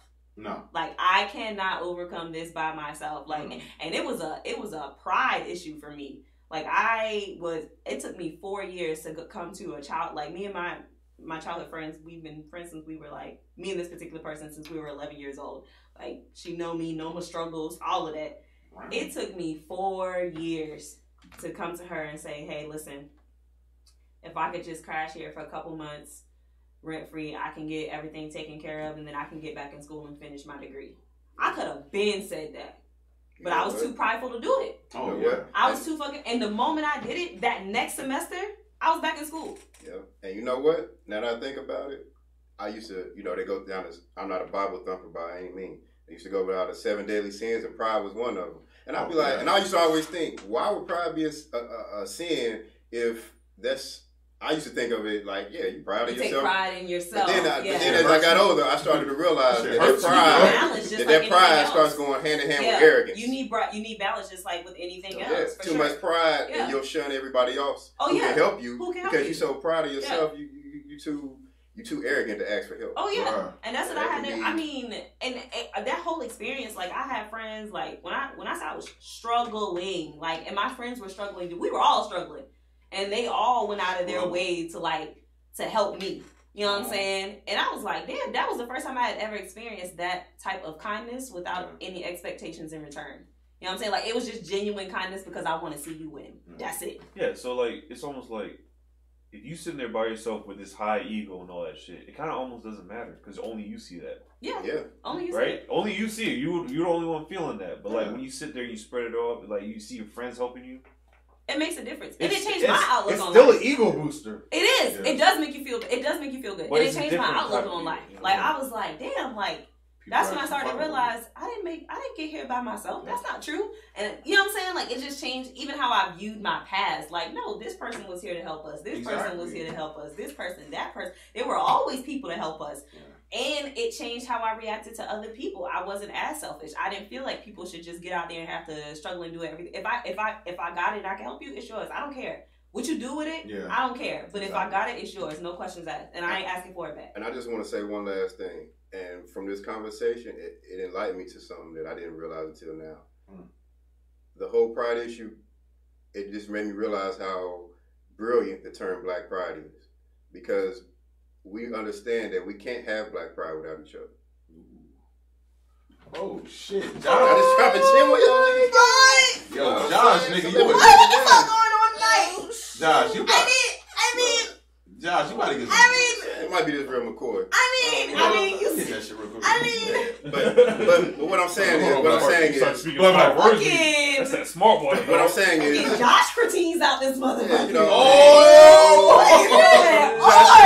Josh Stradamus, But what I'm trying to say is that, most people think of pride as an individual thing. Mm-hmm. But the thing I love about the Black pride is because we have pride as ourselves as a group. We understand that, it's hard for me. I'm not going to say hard, but I take pride in other people who look like me having pride in themselves. Mm-hmm. And it only enlightens me and made me proud to be who I am as far as the Black community. And I only say Black pride because I know, we have the whole LGBTQ pride thing going on. And I can understand. Brown pride. Right. Everything, yeah. But I only go by Black pride because that's what I most identify with. And that's the first term I ever think of when it came to, a community or group saying the word pride. I don't know my research or whatever with that, but I'm just going to go by what I've experienced. Mm-hmm. So I just, in this whole conversation, it just let me realize that the term Black pride has has a brilliant meaning behind it, because it's not only talking about you having pride in yourself, but pride in others who look like you and been through the same struggle as you, and not allowing. I don't know if y'all saw a video I posted on Facebook where there was a teacher. He was talking to kids. No, I didn't see that. Oh, that shit! I'm gonna show y'all. He was talking to kids. This was in 1968, and he was talking to kids, and he was basically like telling them, teaching them to be proud of themselves. Like, don't let nobody else tell you something that you're not. And you know, and it's like he was talking to the little boy, and he was like, "You're 6 years old." And the little boy was like, "No." He was like, "I'm 4." He kept telling him, "You 6." And the little boy was like, "No, I'm not 6. How old are you?" "I'm 4." And he was like, "That's right. Don't ever let somebody tell you something that you're not. Be proud of what you are." You know what I'm saying? So I think that, you know, I don't know if we have those kind of teachings nowadays, but in 1968, I think it's coming back. I hope so. I just think that the Black Pride thing is not letting people outside of how we are or us as a community tell us to be something that we're not, and not to take pride in what we do, where we come from, how we act, our culture, and this, that, third. And our culture is a culture of community. Right. It has to be, or it won't work. It has to be. It has always been a culture. It was at one point in time. It kind of got broken up through watching all the kids in the hood. Yeah. That's the culture. They tried to break it up by sprinkling drugs in the neighborhood. That was their way of breaking that up. But I think it's coming back. I think it's coming back, yo. I feel like our generation now, since I mean, I hate to use the word woke because I feel like, you know, people haven't been using it the right way. But I'm about to say, they put me to sleep with that shit. Exactly. But I feel like a lot of us have awakened to a lot of things, you know, seeing things like, hey, maybe this is, and, you know, me, I don't look at everything, you know, like, you know, that's something, that's this, that. Nah, bro. Like, look, I'm all for just helping out my fellow brothers and sisters. And, you know, because if you don't, who else will? Exactly. Like, we don't look out for each other. Who else will? Like, you know, even when I look at these people I'm here with in this room, and then, you know, with Joe and Ajay and all that, even Terrell, even though we haven't heard from him in forever, I love you guys. Like, so I want to make sure you guys are all right. Shut up, man. We haven't heard from him in forever, man. Just being real. Like, that's still my guy. Like, you know, I just haven't heard from him. But, you know, shut up, Oz. In this yeah, you. All right. So I don't know if anybody had anything else. I did have one more thing. Shit, it's real quick. And this is something that when me and T, we was at the crib, we was watching TV, and it was a thread that she was looking at, and it was like, when it comes to generational wealth, what are some ways to pass on knowledge or wealth? And I was like, I think that's a dope topic to put out there, because there was a lot of stuff, especially in our community in general, bruh. I think that's what we're lacking in. Bruh, we are like desperately needing some help in that. Like, that's being real. I'm not trying to like just make it seem like it's woe with us, but like we need the help in that. But okay, I'm turning 33 next week. I didn't learn anything about credit or certain things, or, you know, just thinking about like certain type of monies and like that, you know, until I was 26. You know, and I always felt like I wish if I knew a little bit about this when I was younger, like I knew about it, but I didn't know about it. Or just like owning land, or, you know, things like that, or just, you know, I read some of the posts that so many people put, and it was like, yo, you think like working all this overtime and like that makes, you know, or that equates to something? Like, it doesn't. Like, that's just you working overtime. That's not equating to like wealth. And I'm like, when I read, I was like, yeah, that makes perfect fucking sense, because I'm still in the situation that I'm in. Still the same fucking situation. Yeah, like I'm still here. So, I mean, it's one of those situations where I'm like, yo, and I was told by a lot of other people, like, you gotta get the fuck out of this country sometime to get this money. Like, there's money in other countries. Africa, there's money. You know what I'm saying? China, there's money. Korea, Japan, Dubai. Yo, too much money. Bruh, I know so many chicks. I know so many women that go over there like it's teachers. That's making $6 figures. Bruh, they making money over there. And they come back tax-free while they bruh, over there. they come back and they live in baller ass everything fucking is paid lives. for over there. Like, you get a living stipend, you get food, they furnish your place for you. Yes. Literally, your paycheck is just yours. Yes, bruh. You just go over there. I don't know, you doing this. Bruh, you teaching them just regular shit. Yeah. Like, hey, here's your ABCDs. Yeah.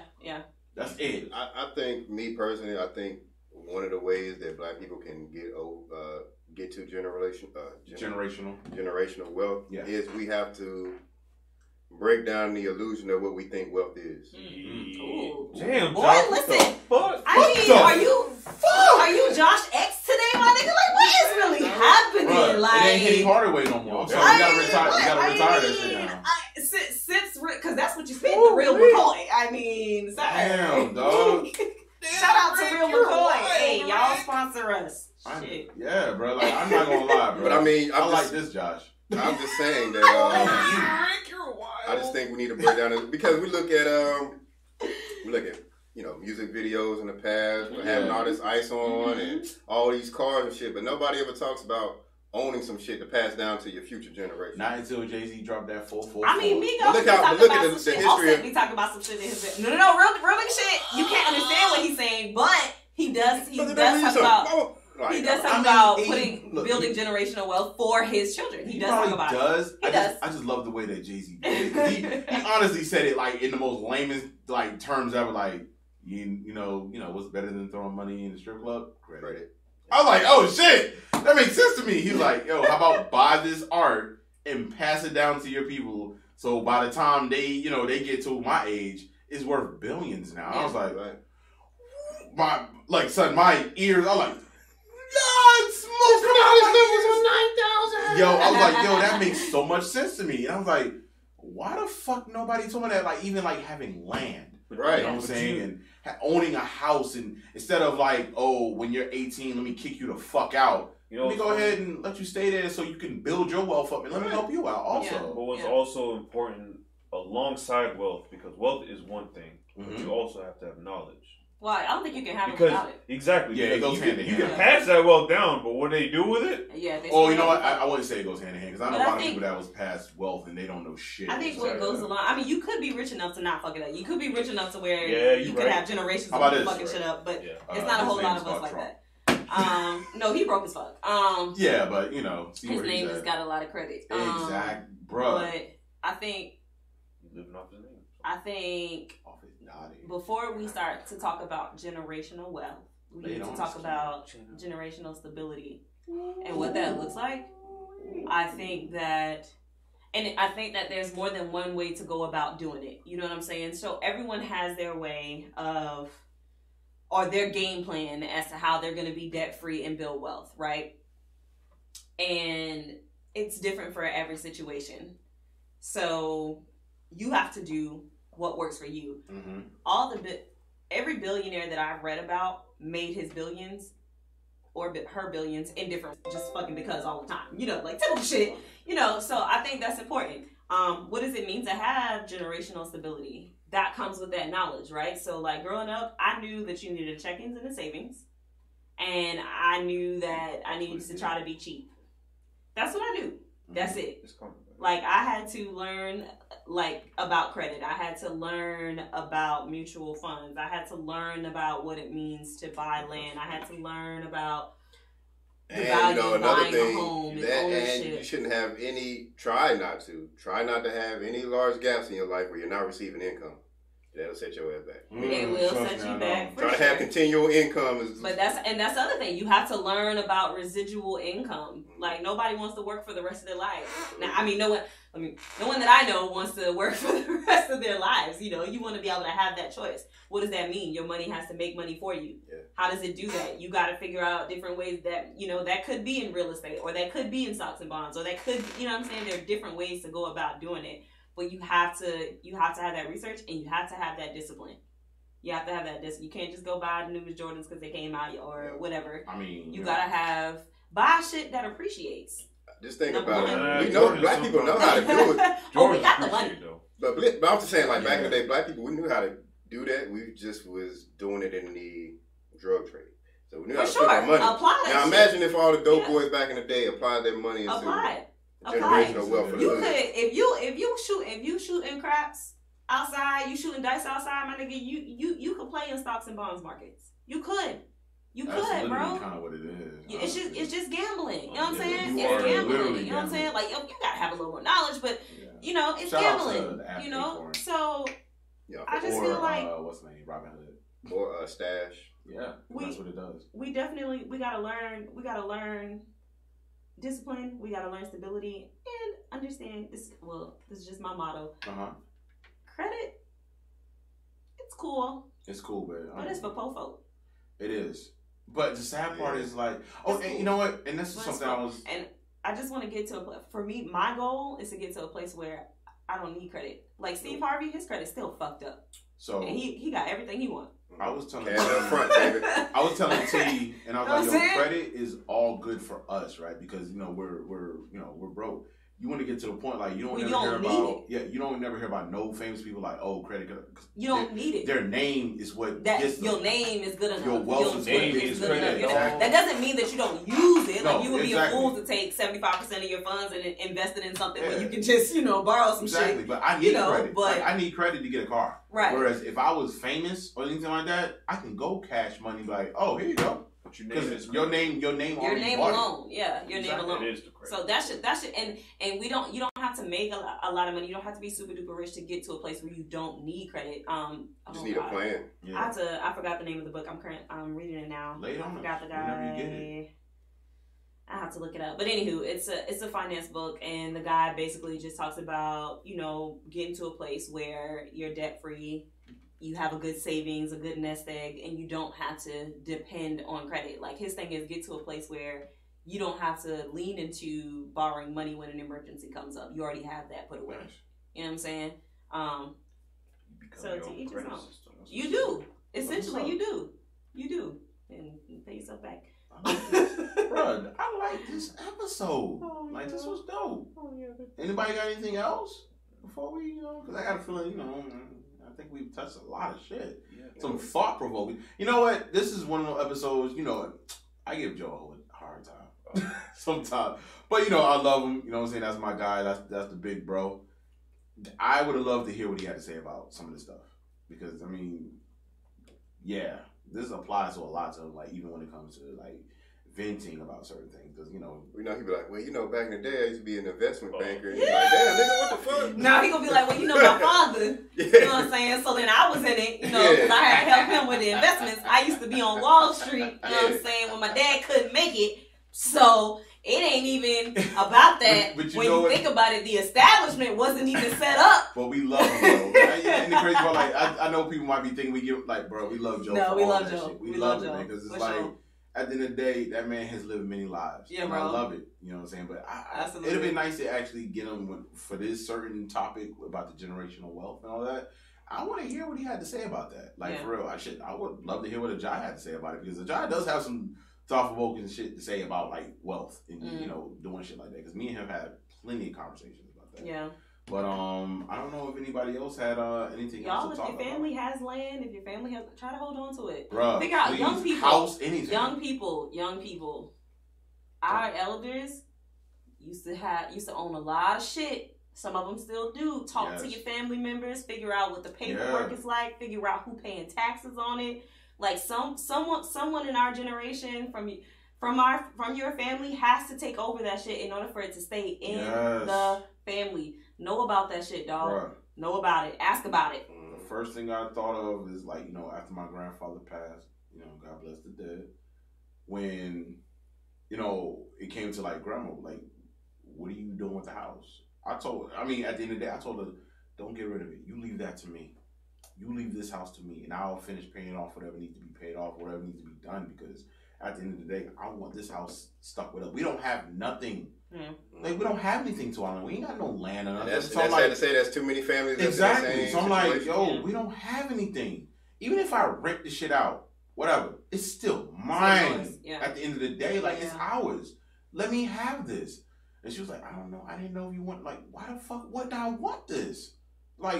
Because you got to look at it like this. Let's just say black people did, a family that has a family house that's owned by the family. Yeah. No matter where anybody goes, you own that house, you can always come back here until you get right. Thank you. And that's how I'm looking at it. And that means contributing, y'all. Yes, please. As a family. I don't mean just staying over there rent free. Most of us got cousins. Shit.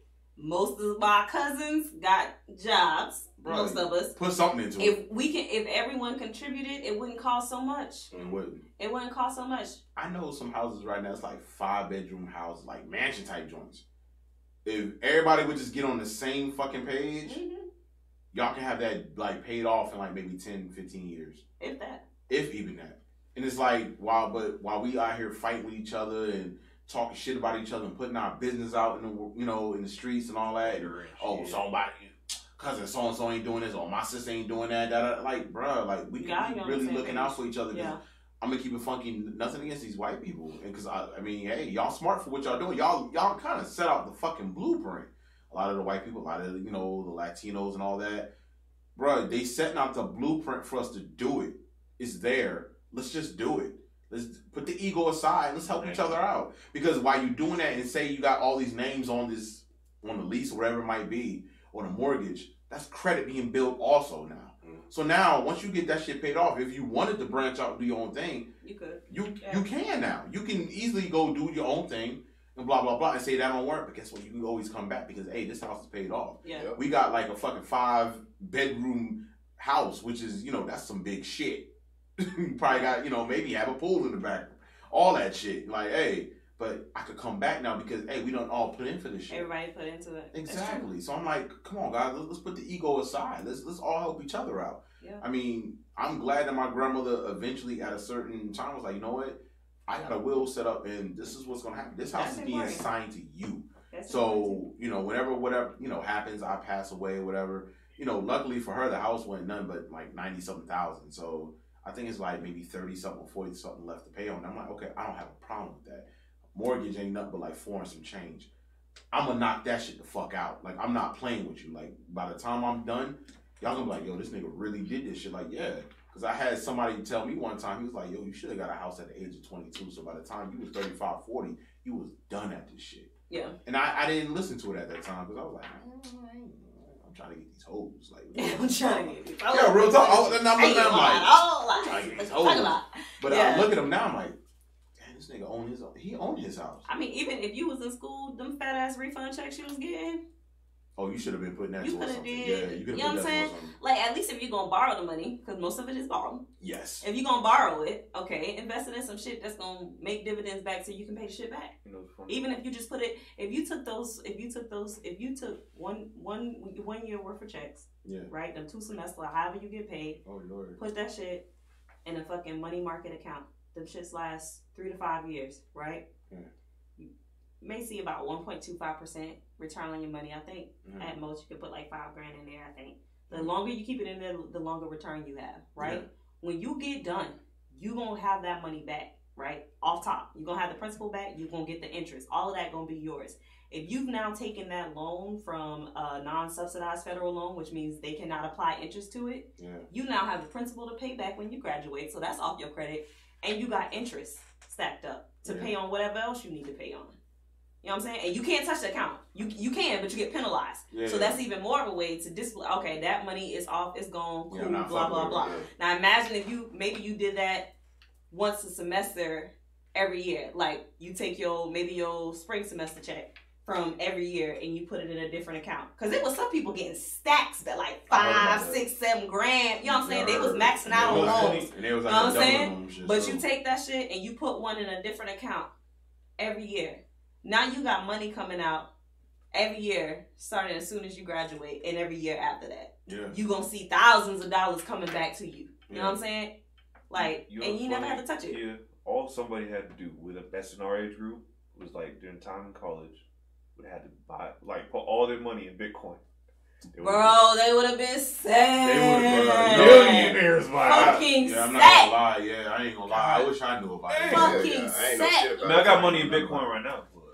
It's too volatile for me. I'm a real safe person, but you know what I'm saying? It's too volatile for me, but nah, bro. I mean, I think I'll let it fluctuate. I mean, if you I think that's one of those long-term stocks. I think it'll level out over time, and it's gonna be fat. I got stocks right now. I mean, it's not like the greatest stock right now. I mean, you start small. You know what I'm saying? Yeah, I got Chesapeake Energy. I mean, shit. All my shit is through my company. It's through Principal Financial. You can diversify your portfolio in the company, so that's what I do. That's the thing. When people say, "Oh, I'm gonna get all this money. I'm gonna invest." They be like, "What are you gonna invest in?" Yeah, you know what I'm saying.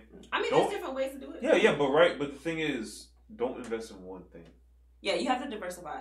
You do, and if you do invest in one thing, make sure it's the safest thing. Like you don't want to have to, you know what I'm saying? Like, but also make sure that one thing that you invest in is like, let's say one thing falls, the other one is probably gonna rise off of that. And that's why you have your in S&P 500, like these are mutual fund indexes. Oh my These are God. mutual fund indexes. So what does that mean? It means if you can buy into these are companies that have shares. Their portfolio by itself is diversified, right? Yeah. So they apply your money in different stocks and bonds in their portfolio, and either you can say, hey, do whatever you need to do, or hey, I know I want to invest in this or invest in that or whatever. Like S&P 500, I think they have like PFG, Johnson & Johnson. They got like some big big names, yeah. So, but you gotta have some type of bread or something to put. I mean, I'm like a couple grand. You know what I'm saying? A couple grand, a couple grand. But you're gonna see your college return. students get a couple grand. You know what I'm saying? So you know what I'm saying? So you not only you got college that. students, but women with a bunch of kids. Yeah, you get them there. Oh, I saw a lady the other day. She was like, I used to take. She said I took I took 2 income tax checks from 2 years and bought my first home at 21. That's what she said. I bought my first home at 21. My income tax check. She was like, I had kids, whatever. I bought my first home. She was like, now I've moved into a new home. I've bought another home, and I'm renting out that first home. You know what I'm saying? Yeah. And she was like, I went to college later because she had her kids early. She was like, I went to college later. You know what I'm saying? But I know put her up on game though for this. Somebody did. But it's like we got the funds. We just gotta apply it differently. You know, it's funny. People say it's like, hey, listen, don't sleep on them. Bro, see, people say it's like hard to make money. I was like, yo, there's all this shit out here for you to make money. You just gotta have that mindset. And you can't look for instant gratification. Yeah, that's the issue. A lot of people think, I'm investing in stock is gonna shoot up. No, bro, that shit takes years. You know, we need to get on here and talk about that. We gotta get Ryder. Yeah. Imagine what people who invested in Coca-Cola, like. You know how long you had to leave your shit in for Coca-Cola? You know what I'm saying? Shit, Apple too. Yeah. Bro, you still trying to think who you trying to get on here? Motherfucker, we work with old head, white dude, man, goofy ass. Used to work with us and went up to Checkpoint back in the day. Wait, Carter? Carter, man, we gotta get Carter over here. I am not listening to that motherfucker. We'll get Ryder to come insider. Ryder's better. Oh, Ryder the DM slider. Not the DM slider. Ryder hard. Now his name is Ryder. His real name is actually Ryder. No, I've actually met a Ryder. Yeah, that's my guy though. Like he actually has a lot of insightful shit, like for real. Like on some G, he said he out here making like extra money just on the side, just doing random shit. And I'm like, bruh, like like he making that bread. He got me on Quora shit. On what? Quora. The question thing. It's like a website where you ask questions. Yeah, like you probably get paid for it. Is you get accepted. I've seen like when I've searched for questions. There you and go. stuff. Yeah, I've seen. I didn't know you could pay for them. Yeah. Well, if you get accepted to the program. Okay. But it's not bad though. Yeah. So what's up? Bro, guys, this was probably like one of the best episodes we've had in a while. Like I feel like super energized, and I feel like I'm ready. Like I can do anything. Yeah, I'm ready to tackle some shit. Like before I leave this, I know you ready to tackle. She at home. Yeah, I'll tackle that again. Tackle box? Oh yeah, I'll give her that taco box and put all that line. But even like line and sinker. Ooh, I ain't gonna. No, I'm gonna stop. Because if I keep going, we're gonna keep doing this. Like, stop it. So, I want to say, like, even when it comes to this podcast, like this, like, I've been saying this, to you guys for a while. Like, yo, bro, there's money in this and all that shit. Like, that's why I'm just being so patient about it, because I know there's money in this. Like, we can get this bread, like, for real. Like, I know it can happen. It's just a perfect opportunity, hard work, dedication. Things like that. Like, the same mantra I just been, saying to myself. So it's like, bro, there's money out here just like for everybody else. There's money everywhere.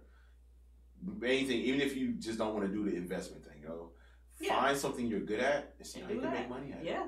Because there's money there. Like, there's a place for us. We live in this social media age where you can make money doing anything. Any fucking thing. You can go on YouTube just talking about shit. Drive. Exactly. Is what's stopping people from getting to the money. Exactly. And you see me, I'm ambitious as a motherfucker, and I got drive. Like, I refuse to sit here and think that I can't get paid for just speaking my opinion about things when I see other people doing it. What? That's my driver's license. That's how much drive you got? I'm there with you, Armando. I'm there with you. I see where he's at. I'm not gonna acknowledge that joke, Fuck your dad joke. But like I said, man, all of us, Oh, your boy Lenny talking about LeBron and AD talking about Taco Tuesday. Yeah, we'll talk about that shit another time. He's talking about AD and LeBron talking about Taco Tuesday. Oh yeah, I seen that damn video. I'm not mad They at them do for the that. same. You know, hey, look. Wait, is someone mad about it? No. Oh, I'm just saying, like, when it comes to LeBron, like, you know, we give him some slander. Like, you know me, I give him slander, but at the end of the day, I mean, I like him the as a guy. person. Just not Yeah, as exactly. I don't like his.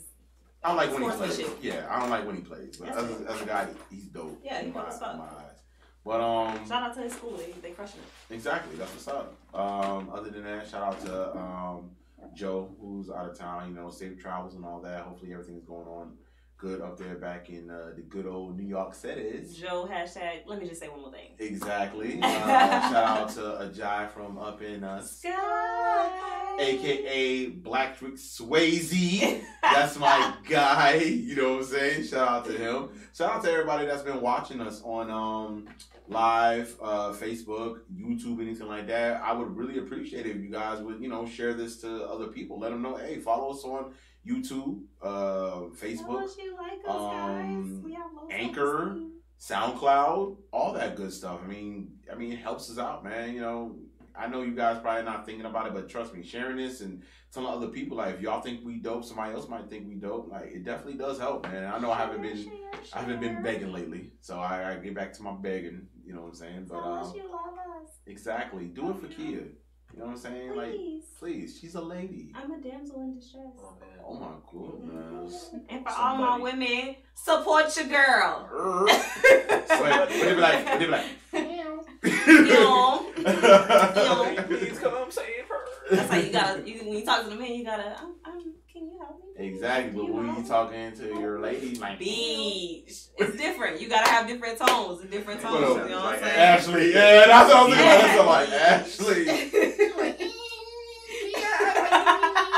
I'm like, bro, what you doing, Ashley? She's scratching that air, dog. I love her. I'm like, all right, that's what's up. Get the hell out of my face. But this is a great episode, man. I think we're gonna go ahead and call this one quits on this one. But this was episode 108. It was your boy Sean, Mr. NJ Brick City. Henny Hardaway. Just Kia. And Unreal Fiction. Okay. Thank you. You finally saying it normal, yo. Shut up. And this was the Unfamous Podcast, man. Thank you for listening, man. Peace. Bye.